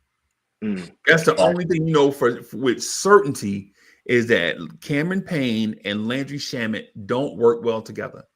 True. And I don't know if that's making Landry Shamet less of a player, but I do know it's making Cameron Payne less of a player. Right. You know what I'm saying? That's champagne don't work. You got to get, that's the only thing. You got to mix that up some type of way. And you don't have to make a trade.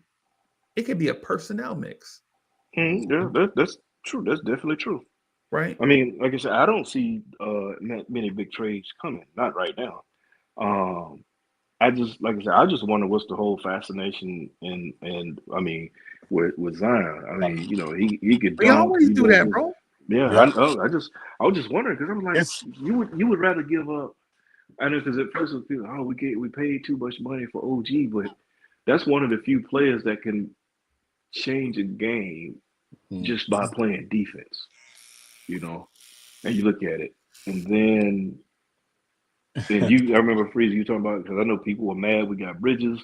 Oh, we gave up too much for Bridges. We gave up picks, but bro, we're talking about you don't know what them picks gonna turn out to be. Bro, people were mad when we traded away Mark Jackson. People were hot. When you traded Mark Jackson, man, Mark Jackson, the future, him and Pat. You know what happened after we traded Mark Jackson, bro? We went to the finals twice in a 7-year stretch. Yeah. People were mad we didn't trade Rod Strickland. You know what happened when we traded Rod Strickland, bro? We went to the finals 2 times in 10 years. In the middle of dynasties, we made it. Nobody talk about the Knicks dynasty in the 90s. Right? The Knicks made the NBA finals 2 times in a 10-year stretch. And the whole time they had I think, and Fritz, I think this is true. I think I heard this somewhere before, and it may not be accurate, but I think the Knicks had the highest win percentage of any team in the 90s. I think that's true, right? That could be true. I think that's true. I've heard it before. Right, and you know what happened? You know what happened in that? You know what happened then in that era? The Bulls set the NBA record for wins in a season. Exactly. Right? They went. What did they do? They went 72-10 or something crazy. Yep. They had to change the rules to stop us. They had to change the rules to stop us because it was so ugly. Sure did. Yeah, they sure did. Because remember, Derek Harper, they talked about hand checking. Who was the poster child of hand checking? Scottie Pippen. Well, yeah, Scottie Pippen, but who they made it put it on? Derek Harper. Derek Harper, yeah. It was we were winning too ugly. We were winning too ugly. And they're like, nah, this can't be the standard. This can't be the standard. Yeah, and they were right. I hated watching that, bro. It was ugly. I didn't like it. I love the team, but it was ugly to watch. Yeah. By the way, you know what Freezie is right about the Knicks fans? Because here in LA, I rarely heard people saying trade AD or try to get. They always try to get somebody else, but we never talk about trading any of our players that much. Well, yeah, the same thing down here in Dago. because they're Laker fans. There's San Diego, LA. That's it's Laker, Laker land. Right. That's a Clipper fans sprinkled here and there, but you just never hear the fan base the way they talk about certain things. Because, like I said, the way Knicks fans were talking about we were certain players. Our fan base was trashing some of our own players. Man, I know cats in LA were like, "Yo, man, I'll take them. Give them up. I'll take them. Exactly. Yeah, yo, man, what you talk about? I'll take them." I was like, "Word." Right. I was like, "Yeah." It's just one thing because that's his name is that's why I asked about it because I'm seeing amongst not in national media or in sports, it's just amongst the Knicks Nation is everybody now is the push because from one while everybody got away from the Zion thing, you hear that, but now it's bubbling back up like Zion, and I'm like, so why is it important to you though? Oh no, I'm just wondering. For me, it's just. I'm asking. I'm interested. No, I'm saying I'm not picking. I'm trying to figure out why it's important. Is it because you're trying to protect something? Oh no, I got nothing to protect. Like I said, I got nothing to protect. I mean, and to be honest with you, one of my favorite players, if they would have traded him, like he's gone. But one of my favorite players is Deuce. I like Deuce when first draft, but I'm not attached. But I'm not attached to a player where I'm gonna come on the show and I'm gonna pull a lynch mob and be all on this, like that. I ain't gonna be riding on the jock like that, saying, like some cats would do and pass about a certain player or talk bad about another player on our team to put my favorite player above. I don't get down like that because it's the team, But I'm just wondering because I was like, if you're looking at the direction the team is going or where it's going, why would you try to blow it all up right here to get in another piece? And then a piece that doesn't fit, then you got to look at your coach. Does his style of play match with this coach and this? You know what I'm saying? That's why I just sit back looking because a lot of the trade, people come up with some stuff on the trades, and I'm like, I don't know where some of these ideas and stuff coming from to get this cat to come in here. It's the NBA 2K, NBA Live on rookie mode. You're trying to make these kind of moves. Now, I can understand if you're trying to improve the bench. I mean, you always want to try to improve the team. Don't get me wrong. If you ain't trying to improve, then you just happy with just trying to, do whatever you're doing. But right. I would say, yeah, one of our weakest things is let's be honest, is our bench. It's coming along, but a lot of it is due, it was due to some injuries, and they still. And I'm looking at that because when Mitch come back, then the team's going to be shuffling again, minutes and all like that. Then they got to get the chemistry of playing together. If Mitch come back, I don't know if he. I doubt he coming back. I'm gonna just say I'm just gonna leave it. I ain't gonna say he is. I ain't gonna say I'm gonna use. I'm not. Yeah, I'm not speaking for you. I'm talking about myself. This is yourself. Yeah, I'm just saying if it was a fifth, we all be full. There's a possibility he could be gone along with. Now me myself, I think Sims is. I think he done dotted. It's a wrap. Get your hat, your coat, and leave. CYA, he's up out of here. I think part of it though is I think Knicks fans, the fear of standing still. We're always chasing something. We're always chasing that shiny new object. That's right. Yeah, Wiz is right, bro. Yeah. Hey, Wiz, you remember Pele? You remember Pele? Oh yes. Oh yeah. You remember Pele in the 70s? Yep. Yeah. So why don't you move that man and get something for him? Exactly. Bro, that's Pele. The goat. On the Cosmos. That's my dad's favorite. You remember that? Yeah. You remember Mike Lupica? Yes. Yeah. Oh my God. It's Pele, bro. I know. Bro, even if he don't bring you no championships, bro, he putting butts in seats. Exactly. Yeah.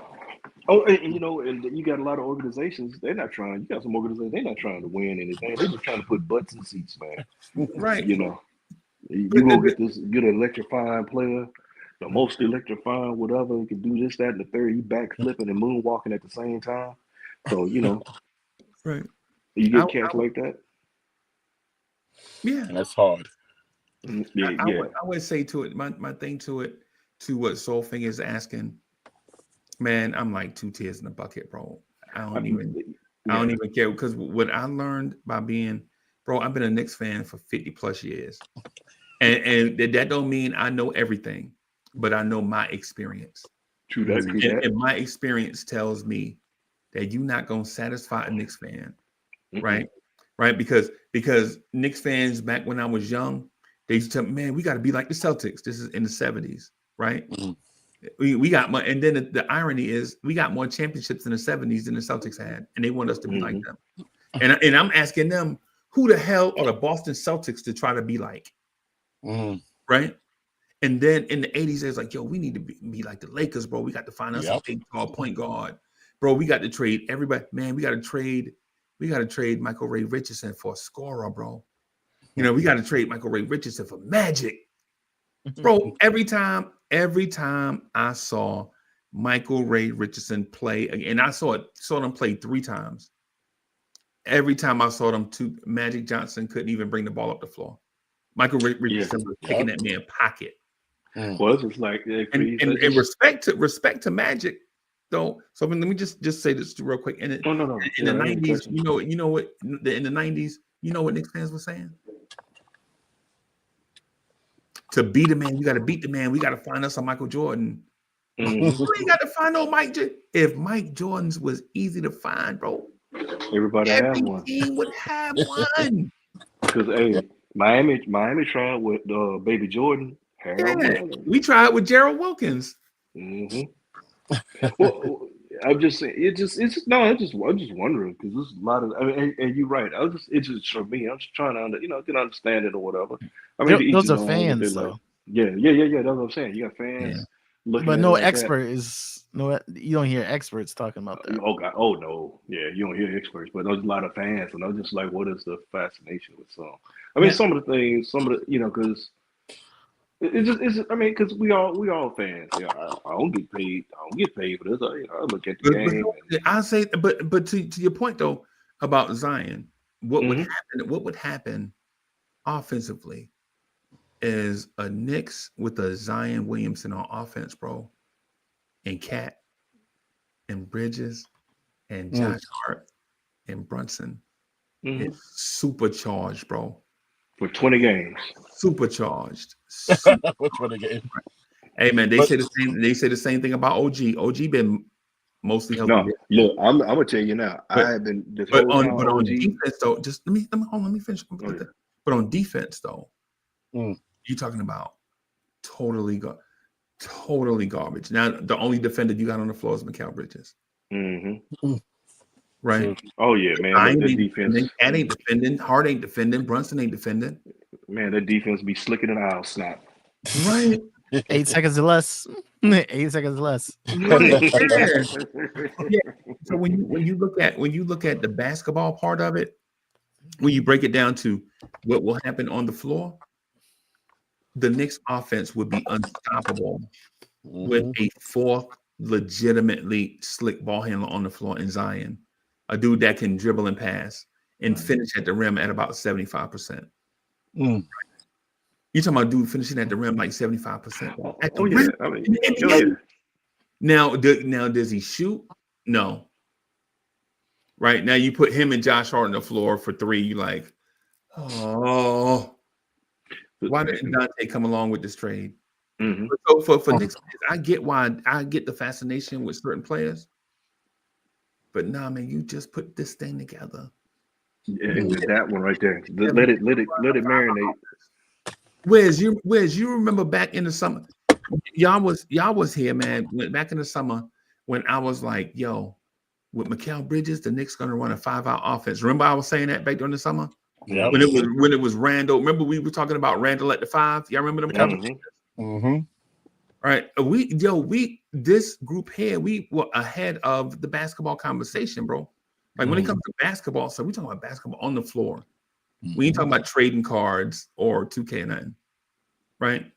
But Knicks fans everywhere, all the time, when you're talking about a fan base from a group of about 25 million people, right? When you count nationwide, globally, the 13 million or so in the tri-state area, all around. You talk, man, you're gonna get all kind of thoughts.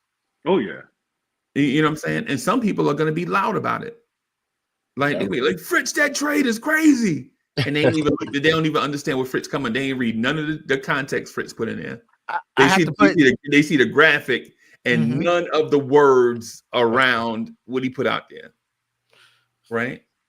And see, one thing I will say, I've been listening to Fritz, in the background, listening to all the shows and stuff, especially or reading what he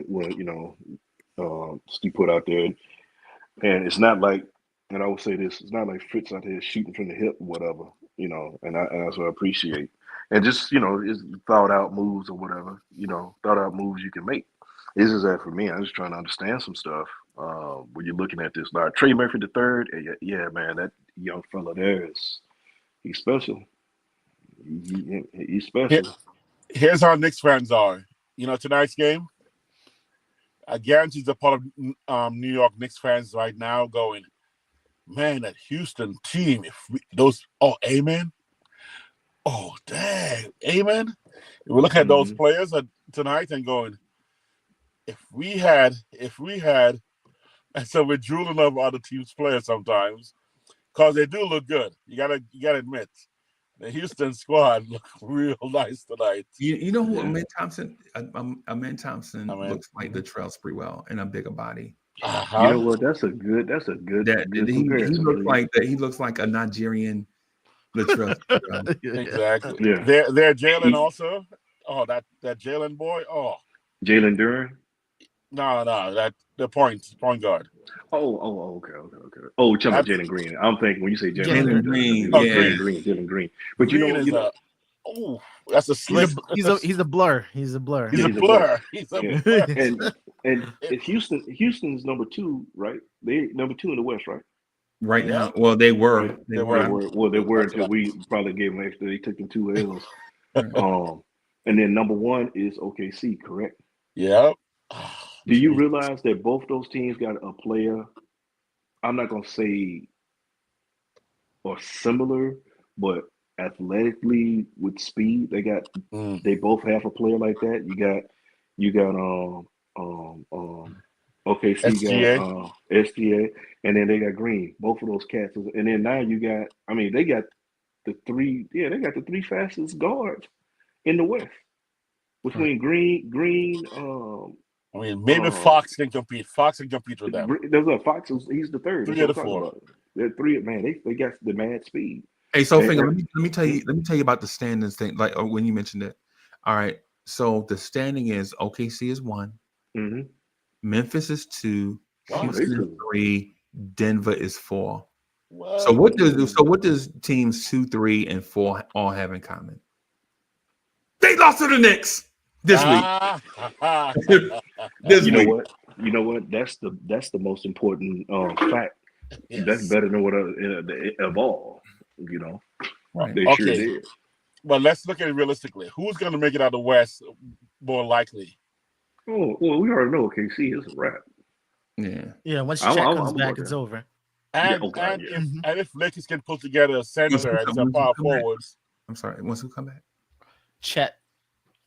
Oh, you think OKC coming out of the West? Yeah. When Chet Holmgren come back? Yeah, it's over. Ooh, Chet. But you know what? If Lakers can get a couple pieces, don't sleep on the Lakers, baby. And guess what's our number? No, I don't see LA. LA's gonna get to the play. I can see them in the playoffs, but when it comes to them matching up with OKC is young. Well, let's talk physical. Friday. Let's talk on Friday about Lakers. We can't talk today. Let's talk on Friday after the trade deadline. No, I feel you. Yeah, well, you said that after the trade deadline. That's a good point. That's a good point. Because that's when Lakers may be like, hold my beer. Because they did that before. They've done stuff right at 0 hour and made a move. I would say the most important thing in our conversation is how can we get Boston and Cleveland to meet each other before the Eastern Conference Finals? Exactly. See, that's the tricky. See, that would be the most to me. That's the important. How do we get those 2 teams to meet each other so that we won't have to so that the Knicks won't have to run the gauntlet of right now they're the 3 seed, right? So say the Knicks are the 3 seed, right? So right now, think about this. If things go the way I think they're going to go, or the way the standings look, the Knicks will have to beat Miami in the first round, Yep. then Boston in the second round, and then Cleveland in the Eastern Conference Finals, and then Oklahoma City in the finals based on what y'all said. I don't think OKC is going to the final, but I'm gonna just go by what y'all think about Miami, Boston, Cleveland, OKC, all in the same season in the playoffs to win a championship. Hey, look, but you know what? You get there, you earned it. You going through that you would have earned it. But yeah, it would be one of those. But that's my situations. So would you rather Miami, Milwaukee, than OKC? No, I would, man. I want to, man. I don't care nothing about earning it, bro. I don't care nothing about it being hard. No, you want to. I just want the trophy, bro. I hope, no disrespect to these teams, and I'm gonna say this, and I'm hoping that none of this happened. But if every team top 10 players tore their ACL, and the Knicks made it to a championship, bro, I don't care. Well, hey, Freeze, it's bro, just like when Miami. I'm sorry. You know, remember when Miami went and everybody they wound up playing? True. That the main players with the top players were injured. So they had an easier road. I get you. I feel you. Hey, people say whatever. I'm about no easy road, bro. Hey, I'm the same here. People, you didn't earn it, man. Get the hell up out of here. So if somebody, it's like going to work, bro. When Fritz, when you go into work, and you get to work, you be like, I earned it here because I fought traffic all the way. Hell no, you don't want no traffic on the road. Man, look, people talk you can talk all that rah crap all you want. Because do you want to work for this $1 million, or would you like to find a way you come stumble across the bag of $1 million? Let me stumble across the bag of $1 million. Yeah, hard work for it.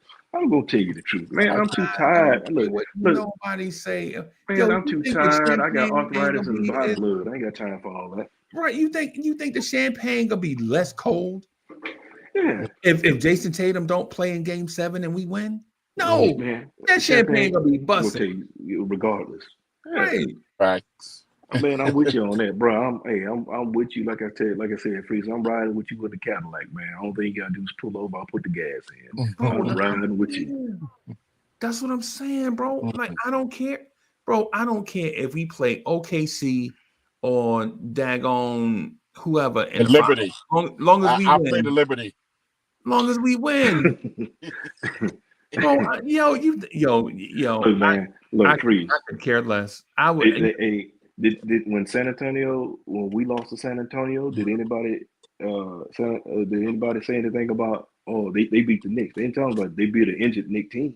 They didn't talk about the players who were injured. They said they beat the Knicks, right? Right, and you think San Antonio gave that trophy back because we were the 8th seed? Hell no. They rolled we was the 8th. You remember that? You remember we was the 8th seed, right? 8, yes, sir. Mm-hmm. We were the first time 8 seed went to the finals. We was a 8 seed in the NBA finals. All ended up with a coach who was ready to quit. Mm-hmm. Right. And we had a mass unit on the court, man. Yeah. That's the only reason why Jeff Van Gundy even the only reason why Phil Jackson took the Lakers job is because the Knicks got hot and they stayed with Van Gundy. Mm-hmm. Right. You remember that, Wiz? Remember that was all in the Daily News. It was like Jeff Van Gundy's on a hot seat. Mm-hmm. Right? The Knicks were winning like 50 something games. They're like, if you don't win it this year. and then Phil Jackson take the Lakers job, and then Jeff Van Gundy quit. Yeah. That's why I don't like Jeff Van Gundy, bro. Jeff Van Gundy was like, yeah, they think they slick. They think they gonna get Phil. Watch what I do. Yeah, here. Field and sign. He's like Field and sign. I'm out. If David Stern says right now that he's gonna declare the Knicks NBA champs and they gotta play Duke for the NBA championship, you take that championship too? Yeah, and I'm a Duke fan. Yeah. Absolutely right. Look, Wiz. I'll be right back. Wiz, the Knicks could play a team full of non-shooting little people. I'm taking that championship. How about the nuns? The nuns from Sound of Music. If the nuns, hey man, they can catch them bowls too. And we dunk on the nuns. Yeah. Posterized in Mother Superior. Posterized, man. Yes, indeed. I want that. Give me the championship. Okay. Hey, yeah, I want to get, hey, like my man, hey, the immortal words of the great American poet Warren G. I want it all. Brand new socks and drawers. I know what you mean, man. I'll take it. And I'm like, just give me that red. Come on, man. I mean, I don't know right now. I will not survive another second round exit or less. I mean, I'll hang in there, but man, the thought of us having all this talent, putting all this work in, we got to get to that ECF. And I'm not even going to aim at ECF alone. I'm aiming for the finals, baby. Because I think we can, although, that gauntlet to go through Cleveland and Boston, I wouldn't mind going through that and I think we can do it because I don't think either of those at our best can stop us. I think our best with Tibbs managing at his best versus either of those two at their best, I think we can take them. I mean, I think we can take them. And especially, if Mitch comes back healthy and plays all the way through the playoffs and we need some defensive stops, bring him in, rest Cat for a few minutes, get him back in there. I mean, I don't think that 140 back-to-back 140 game was a fluke. I think it was just us seeing what's going to be real in about a month or so, if everyone's healthy. So, man, I'm ready for this, man. I'm ready for this. I need this, man. The Knicks are taking calls on Mitch, so yeah. And these weird updates they've been given, they're making sure the last couple of days they're making sure they're clear, make sure they're clear on his health status. Right. Exactly. Now I don't mind them doing that. I think it's the best. I mean, obviously, it'll be irresponsible for them not to take calls. I think they should keep the lines open for any possibilities of some Luka type deal coming through. Because once Luka went through, I'm like, okay, you know what? Anything is possible right now, and people may, in fact, those owners may try to send messages, and they may be like, you know what? Wiz, you know that man has been out for 10 months, right? I know. 9 months. I'm sorry, that man been out 9 months. I know. And if you're an NBA team looking to make a playoff push, you're going to take a chance on an NBA player that has been out 9 months and you have not even seen him. You're going to pay a premium price for something sight unseen.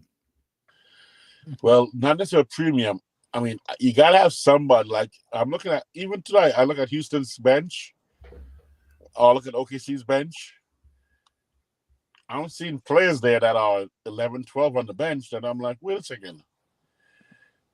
That cat would be beneficial to us, and these guys may want to get off of a kid who's about to get paid, a brand new contract, the first contract after the rookie deal.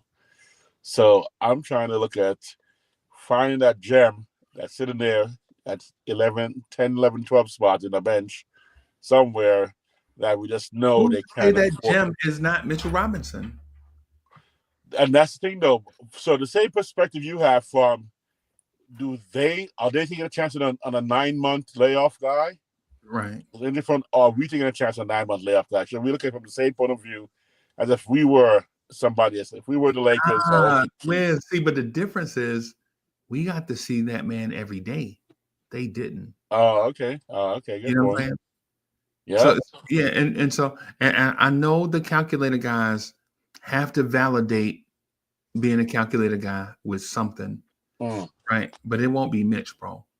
Like if Mitchell Robinson is traded for anything other than scrap parts, then it's a failure to this organization. Like whoever trades for Mitch, if Mitch don't come out the gate and help them win in the playoffs, if Mitch is trying to work his Soulfinger, when have you ever seen Mitch come back from injury and is good to play right after the injury is over? Huffing and puffing. Huffing and puffing. He's got to play his way back. Like, even when Mitch come back for us, we still got to wait about a month for him to get right. And that's no disrespect to Mitch. That's saying we know Mitch and we know what to expect because we're Knicks fans. We've seen him.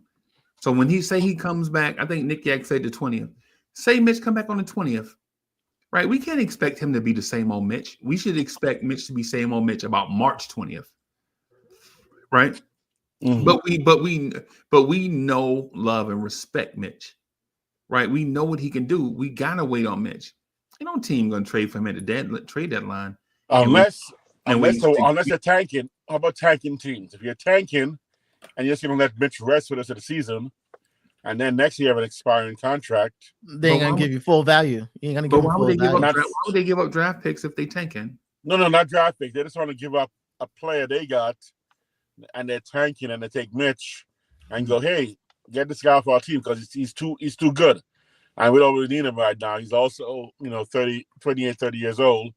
And we're looking for, I'm talking about like, LaMelo. I'm talking about North Carolina. Wiz, can I shift gears on it real quick? Sure. So I want to shift gears on it just real quick. I heard the rumor mill has a bunch of stars getting traded this week. Right. If you're the Knicks, if you're the Knicks, do you revisit the Devin Booker conversation?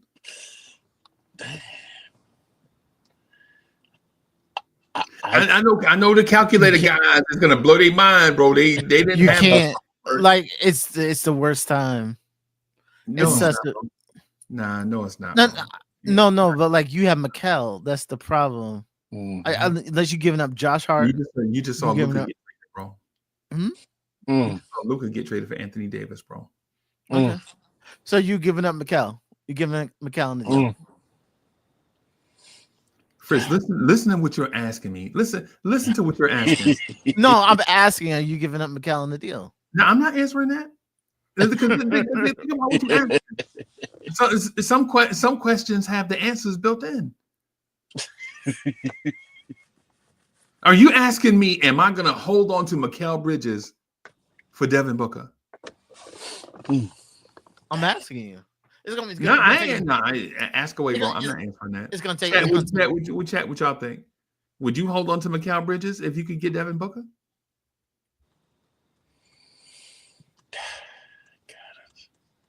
Fritz, you're asking. You would have to rethink the entire work of the team. Like you would have to rethink. For Devin Booker, you're telling me, hey man, Uncle Freezie, you got to rethink everything for Devin Booker. Really? Well, let the thinking begin. No, but I'm just saying, if they pivoted, like that's a pivot. That's a pivot. Like let's rethink the defense all over again. And let's rethink defense all over again. Devin Booker? Wow. That's something I'll do. No training camp. So you're suggesting that Devin Booker is a bad defender? Not a great defender. He's a walking bucket too, right? He's a walking bucket. But he would be lining up right next to Jalen Brunson. Oh man! oh my goodness! Now Josh Hart has to play defense. Oh my god! I would never. But then there's no Mikal anymore. Then there's no Mikal there anymore to play defense. Oh man, bro, come on, bro. If we do 8 seconds or less, if we go over there. If we're gonna play 8 seconds or less, and we're okay with that, no, we're not playing. Yo, shooting the ball faster don't mean a more efficient offense. You can't fool me, Fritz. I know basketball, bro. No, I'm just saying where defense isn't. We're trying to literally outscore the other team. The legit. Are you not trying to outscore, bro? How many points your team scored tonight? 126, I think. Right, something like that. You feel me? What are we talking about? No, but you know how Tibbs is. Would Tibbs sit there and it's like, yo, okay, our defense ain't that great. We just gonna outscore. No, bro. Like Mike Breen said against the Lakers, bro. The weird runaway freight train narrative is that the Knicks defense suck. And Mike Breen said it himself in the last 38 games, the Knicks have the 7th ranked defense in the NBA. The last 38 games. Mike Breen said that on ABC. Mike Breen said that on ABC and in front of a national audience that in the last 38 games, the Knicks have the 7th ranked defense. And that's with Jalen Brunson and Cat and Mitchell Robinson out. I'm saying, bro, some of the things they just don't go. Like, first of all, Devin Booker is a good defender. Is he Ryan Dunn? No. But Ryan Dunn is not scoring 22 points a game and carrying a team's offense either, the primary facilitator either. Mm-hmm. You know what I'm saying? And so and so what? An offense with Devin Booker and Cat in the half court is bro. Devin Booker and Cat together, and if they only had a third scorer to go with them, bro, this team ice skate to the championship, right? Devin Booker and Cat together, bro. That's crazy, bro. How many times?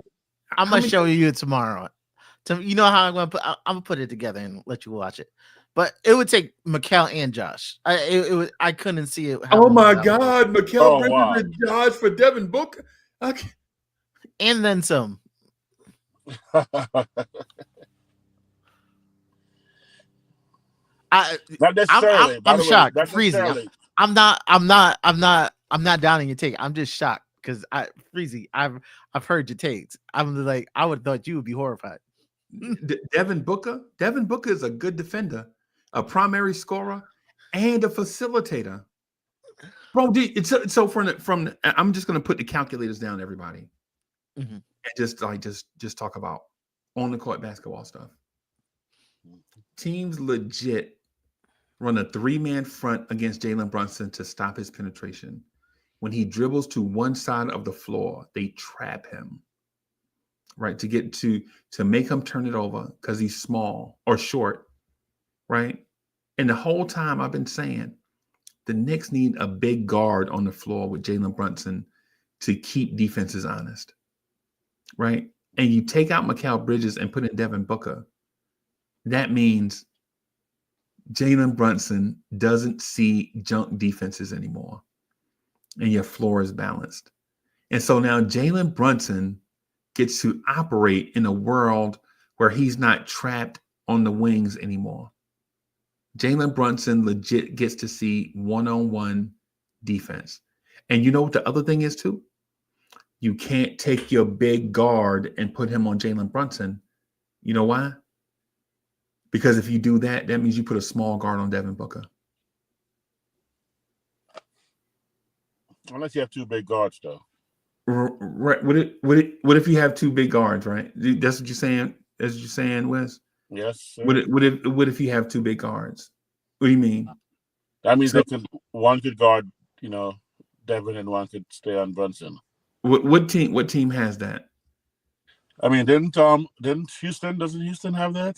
And Houston lost tonight to the Knicks. I know. OKC has that, right? OKC's Casey Wallace is 6'3" and Lou Dort is 6'4". Okay. They play bigger though. They play big. Okay, they Orlando, play Orlando, but they're not doing it either. We always beat Orlando. I'm trying to figure out. I want to throw it out there by. So I'm saying if we always beat a team, and then we add Devin Booker, don't that mean that we will now destroy those teams? You got me there. By the way, Torrey Craig and Duarte just got cut. I mean, released. No, they got waived. Torrey Craig and Chris Duarte just got waived. No, man, come on, dog. Yep. You weren't on. Oh, you weren't on earlier. Oh no, I wasn't. Oh, okay. You guys talked about it already? So what does that mean for the Knicks though, Wes? There's a couple of 6'7" guys out there who, got for $1 million, we got something. We got a little something just in case. Just in case. When I was gonna, the reason why I brought up Devin Booker, y'all, is because other fan bases, excuse me, I'm sorry, other fan bases right now are thinking, damn, if Luka got traded, yeah, everybody's in play. Exactly. Right? And we out here talking about Mitch. Exactly. Good point. Rich, you see where I'm going? See where I'm going with it? Like legit, if Anthony Davis, if doggone De'Aaron Fox can, if Zach LaVine can get traded, what? And we out here talking about Mitch, bro. Let Mitch live, bro. Let's set our eyes on something else. Let Mitch live. He's a savior, though. Yo, we out here talking about Mitch. Mitch Robinson ain't did nothing to nobody, bro. The whole time Mitch been out, you ain't heard nothing about Mitch. Mitch on social media doing his thing, whatever, living his life. Mitch you ain't heard about Mitch in the streets. You ain't heard no beef with Mitch in the organization, right? And we out here talking about Mitch, right? But hey, everybody else got their eyes set on. They like, yo, legit. Hey, Fritz, you know what? A dude, I'll call him out. a dude I know is a content creator, right? In Orlando. He been doing it since before everybody. He had his channel before everybody was doing it, right? Little magic channel. Bro, he like, yo, if Luka can get traded, I'm picking up the phone in Minnesota. Dang. Right? And be like, yeah, like, you better not hang up this phone and Luka got traded. You know what I'm saying? You better listen to these. You better listen to these offers. And so the thing I'm saying to Knicks fans and to y'all is, yo, the trade deadline legit is the day after tomorrow. It's Tuesday, right? So it's the day after tomorrow. So we got like 2.5 days. You telling me the Knicks shouldn't be listening?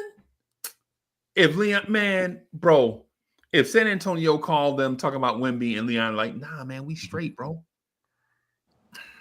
I'm firing that man on the spot. Not even on this.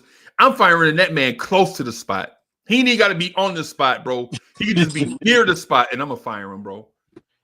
Come on, bro. It's like, put that coffee down. Come over here. Yeah, come here, man. I got some pink paper to shuffle, bro. Come in real quick.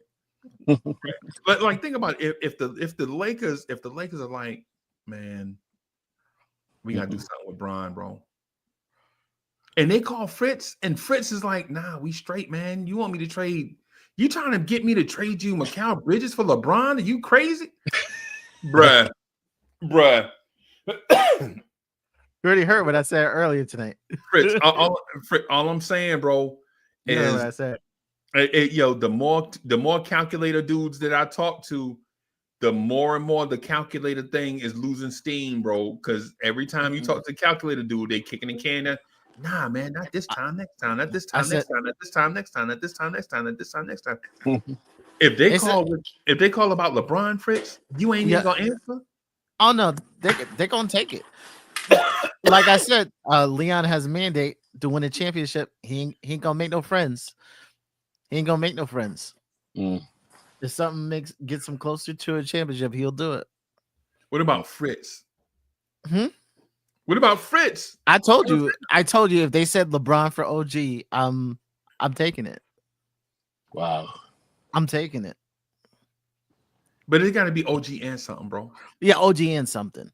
But if it's OG and Mitch, oh yes. This minute. Soul Finger, you see what I'm talking about, bro? This minute. That's the whole time I've been trying to get everybody, bro. It's not like the basketball dudes hate the calculators or the calculators hate the basketball dudes, bro. It's just about preferences, what we like and dislike. That's it.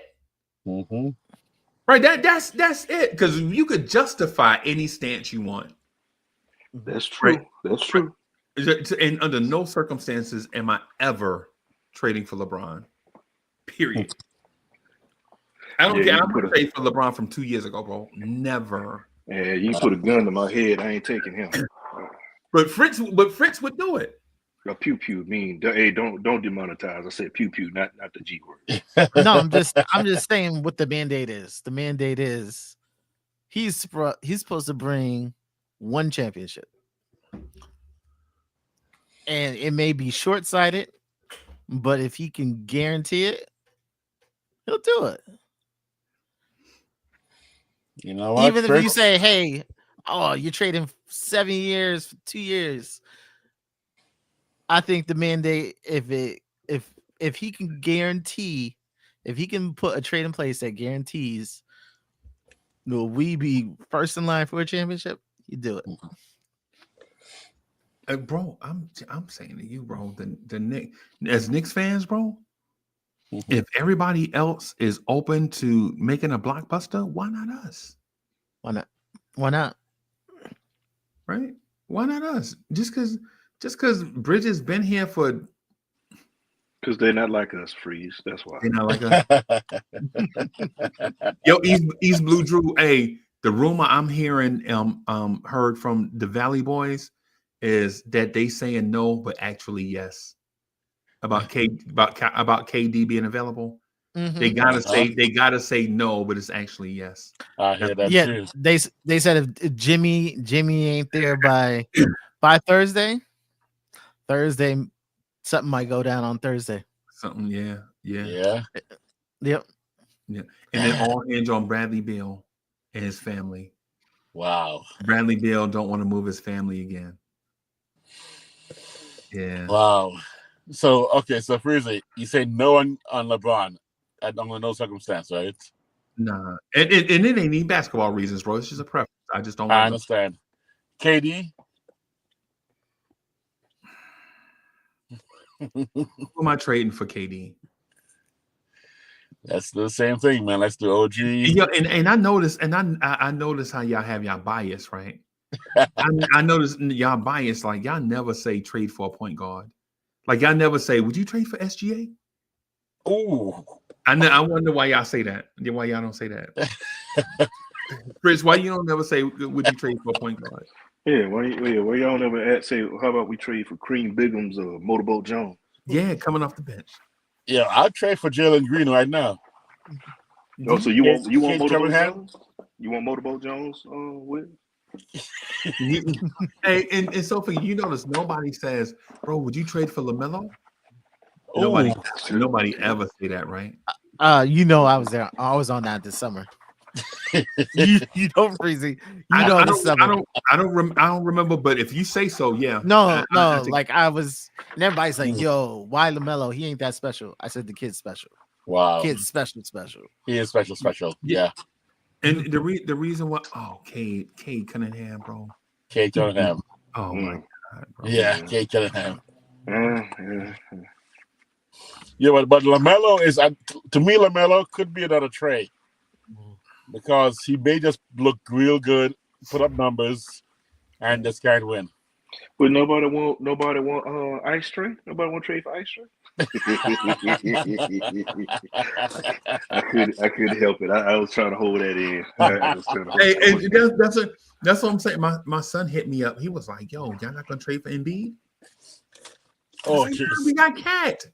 Oh, and so his logic is, who is the more valuable five when the playoffs come? Cat or Joel Embiid? If both are healthy, who's a better performer in the playoffs? Jerome James. LeBron James. Now, Jerome James. He had one playoff game series. He got paid. Iguodala. Right. I would say this, man. I know I'm not saying that another shoe is going to drop today, but I definitely be aware of the rumblings Right. I think the busiest team. I think the busiest team at the trade deadline should be Portland. Right. They got pieces to move. They got assets and stuff. They got a lot of pieces they need to get out of the way so Scoot Henderson and Shaden Sharp can play. Yeah, right? man. That's why DeAndre Ayton gonna be a Knick. Hey. I think the move is gonna be. I know it's gonna sound crazy. I think the move is gonna be us and the Wizards. I don't know why I think so in my mind Mitchell Robinson in the Wizards jersey, but I think it's gonna be either Malcolm Brogdon or Corey Kispert. One of them two. No, I think three-way deal. Yeah. Brogdon makes a little too much. He makes. I'll take Kispert for his shooting. What he can do, he's definitely a threat. You can't leave him alone on the floor. Yeah, he'll punish. He'll get you. He'd be decent. Yeah, I don't think Kispert is gonna be moved. No. Because I think he got I think he got one of those poison pills. He got one of those hard to move. Oh, he got the poison pill contract. I think so. Let me just double check. Yeah, he has a poison pill. Is it waivable? Can he waive it? Like Katie did? No, it's at a certain level this year, and it jumps up next year. So the numbers are weird. Like you can't just trade. You can't just trade equal number. It doesn't work. Right. Oh well, you gotta be like a team that's way under the cap to trade for something like that. Yeah. Wiz gonna get his wish. Knicks gonna bring in Kuzma, put him at point guard. Yeah. Yeah. I honestly think if you got to do a move, I don't want the Knicks to do any move. Keep Mitch and keep Mitch's name out of people's mouth. That's my feeling on it, right? Keep Mitch's name out of people's mouth because if you don't get traded Thursday, people could be like, "Oh, yo, this summer he gone." Like the goalpost gonna move. Like he gone. And so what I would say, if the Knicks gotta do a move, and they don't have to, but if they just like the money burning the hole in their pocket, right? If the money burning the hole in their pocket, man, then you move Sims. Get Najee Marshall from Dallas. Man, look. Right, a wing that's going to defend a little bit, and he's a facilitator. He can help facilitate your offense on second units. And when you give him time, when you let him shoot, he can actually score. But he's like the sixth best scorer on your team. Yeah. My one player is if they're not saying he's definitely available, but if Ben Mathurin becomes available, he is the guy that I'd move some things for. Hey, Fritz, when you said Ben, I thought you was gonna say Simmons. I was like, oh Lord. Hey, I see people talking about that, but okay. This is another question. Where did he play at though? I'm sorry. Hold on. Shooting guard. Yeah. No, I know what position he play. I know he a wing player. Mm-hmm. I'm saying, like, where would he play with the Knicks though? He would start at shooting guard and put Hart in bench. You trading? That means you trading Bridges. No, Bridges is gonna be a small forward. Oh, it's OG. Everybody trying to get rid of OG. No, OG would just shift up. Hart would just go on the bench. Shift up to what will OG play? Power forward. Like he does now. Yeah, OG don't play power forward, bro. The Knicks don't even play shooting guards and small forwards, bro. They play wing players. They legit have 3 wing players. Right? That's what they do. They have a ball handler, 3 wings, and a big. Right? Think about is Karl-Anthony Towns at center on the block like normal centers be? Nah. Yeah, he starts Karl-Anthony Towns, he's a big. He's just a big. That's it. And the Knicks have 3 wing players. Like, think about if Josh Hart is a shooting guard size NBA player. Does Josh Hart play shooting guard? No, he's playing power forward. No, he a wing player. He do some power forward stuff. He do some shooting guard stuff. He do some small forward stuff. and Mikal Bridges is not a shooting guard, bro. Like, you ever seen Mikal Bridges legit ISO on one side of the floor and start going and get buckets like traditional shooting guards? Nah. He catch it after 3 or 4 people touch it. He might get to his spot, but he ain't cooking you there. Like, he ain't doing the traditional shooting guard stuff. ISO. Yeah, he not doing the Kobe Bryant stuff at shooting guard. He a wing player. The same thing with Josh. Like, you ain't seeing, Josh Hart Vince Carter? No. Josh Hart is a slightly undersized wing player. Mm-hmm. That's it. Same thing with OG. That's why in the defensive rotations, that's why you like when they pull Cat away from the rim, you might see Josh Hart at the rim. You might see Jalen the other night against the Lakers. Jalen Brunson was the low man on the weak side. He stayed at the low. Yeah, and the power forward thing. The power forward thing is power forward and center playing work in tandem. One guard each box. That's what them boxes are there for, right? But one for center and one for power forward. And regardless of what the offense doing, them two stay down there by them boxes. They don't do that. No, they don't do. OG be guarding way out on the perimeter. The game has changed, man. The game has changed to a point, man, where when people try to tell you, "Hey, man, I'm gonna trade you," think about this. Why would the Phoenix Suns trade for Bradley Beal when they already had a shooting guard? It's because these dudes don't play. These dudes are good players now, bro. They no real definition. You know what I'm saying? By classic standards. It's just like the offenses they run and the defensive teams they run are legit. All they are souped up college schemes. They're souped up like the defense OKC run, like we were talking about the other night. All it is the UNLV running Rebels defense in the half court, Jerry Tarkanian, where you get a whole bunch of. That's a good point. Yeah, all you do is put a bunch of long athletic dudes in it. You don't need a rim protector because you're not going to allow people to get to the rim, or you're not going to allow somebody to catch it in the post, right? If the other team if we play against UNLV defense, right? UNLV defense ain't worried about stopping Cat in the post. They worried about the person that's trying to get Cat the ball. They're gonna stop him from getting Cat the ball, right? That's what they were, and that's why it worked. That's the reason why I was saying that ain't nobody gonna give up the whole kit and caboodle for Mitch after they hadn't seen him, because today's NBA's defenses are heading in a different direction anyway.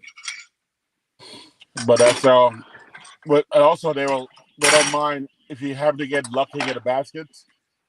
They're gonna be switching down the other way anyway and get another easy basket. And if we miss, we got to sprint down the other way, and whoever's in the big trying to be in there can make it back to the other side in time. Yep.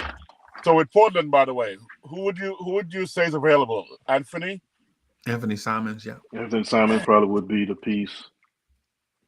Jeremy Grant.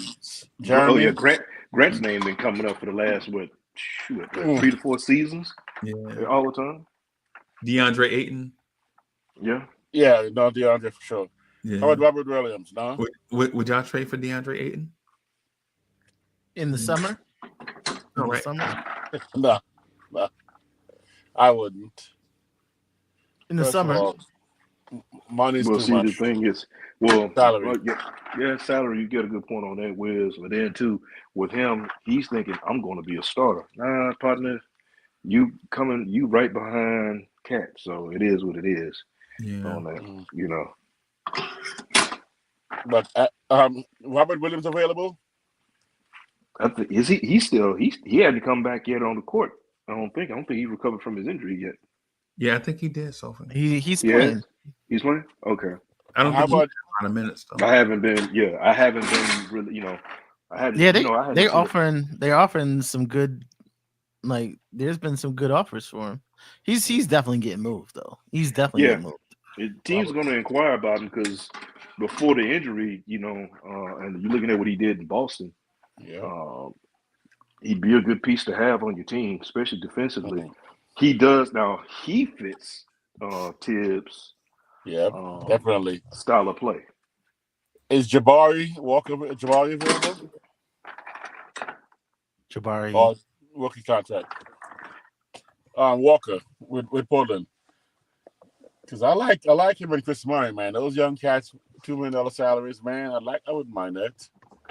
Little cheap contracts with young energy, athletic kids. Oh, you talking about do you like Tumani Kamara? You know what? Ooh. Yeah, I like his game. That is so. I think Tibbs would bench him. Freezie's trying to clown me. All right, Freezie.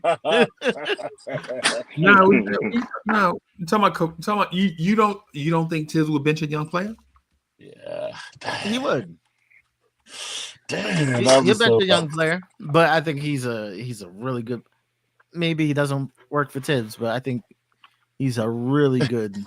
He's a budding something. We don't know what he's gonna blossom into, but he's gonna be something, bro. You think Chris Murray gonna develop also? Chauncey Billups is an idiot. Chauncey Billups. Bro, you losing anyway, bro. Why you not playing the kids? I know. Exactly.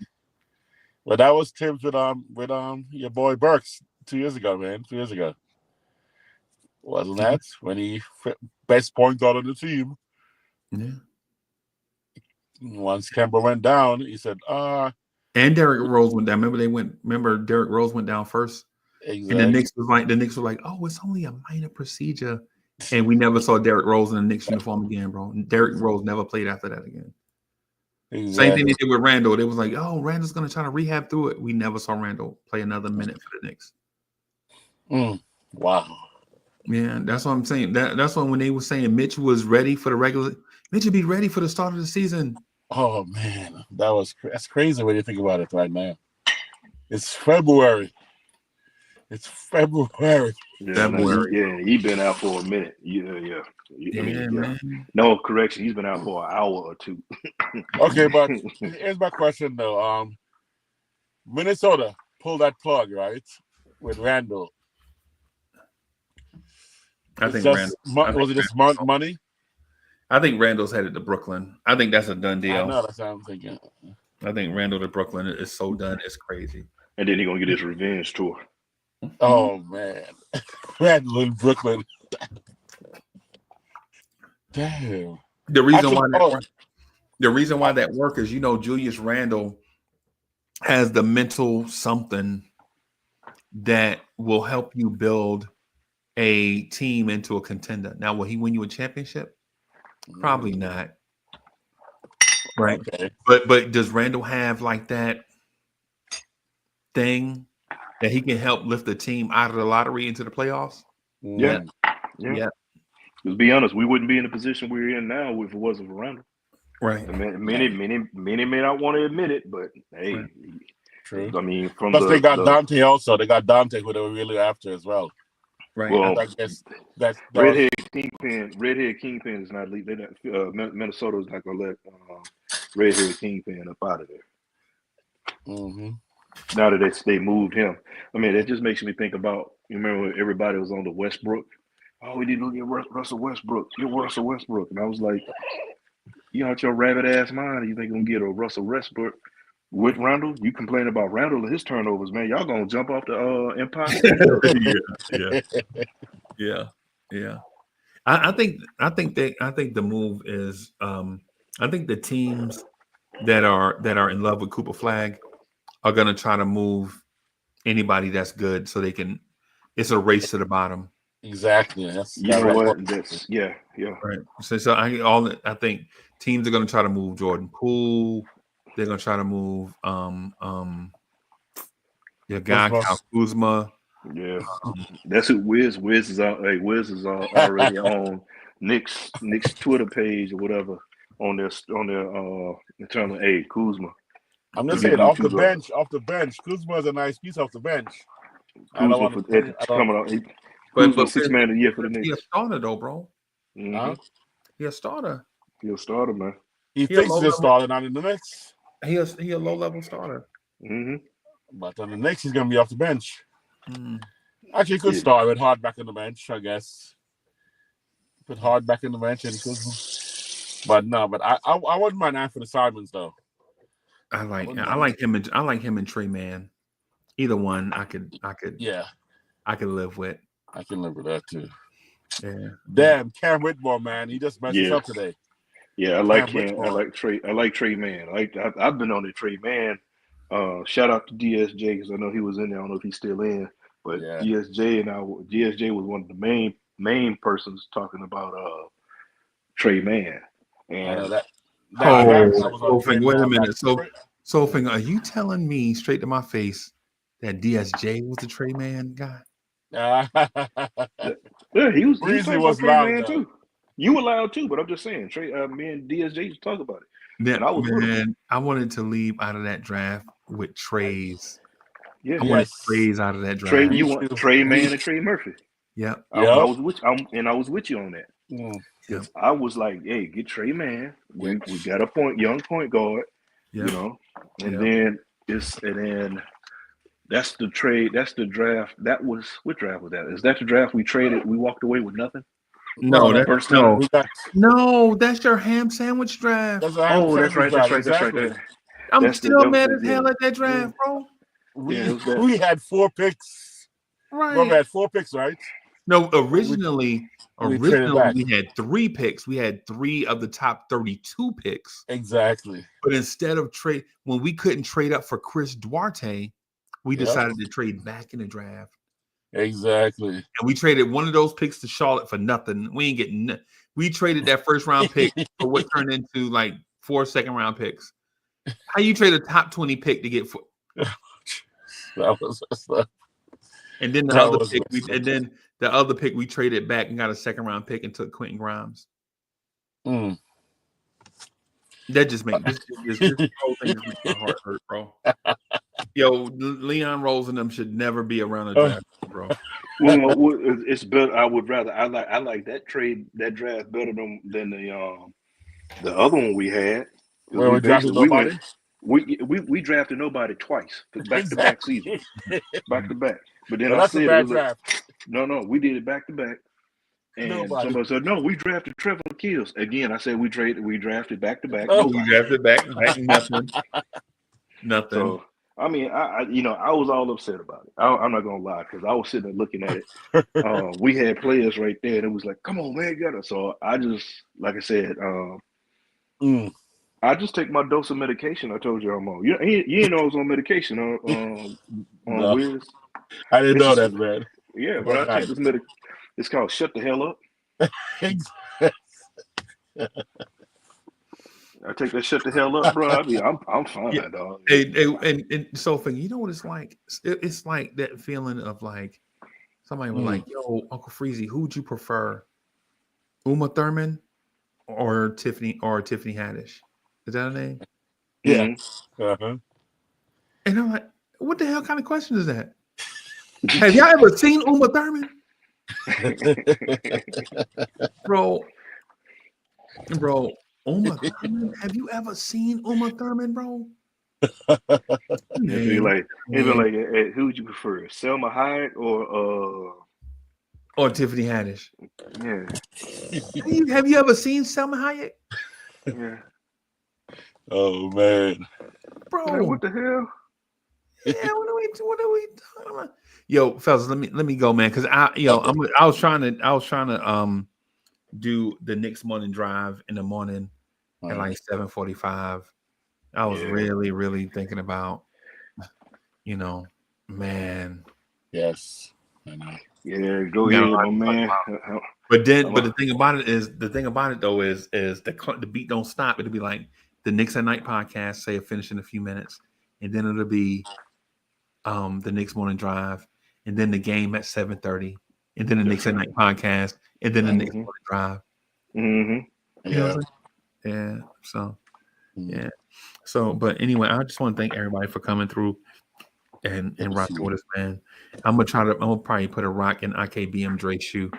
Please do. And I'm gonna just do it. Wiz, thank you for hanging out with us, man. Yes, sir. And so, Yo, so finger, man, keep rolling, man. Yo, yes, sir. You gotta be well, man. Same to you, man. Peace, everybody. Peace. Later.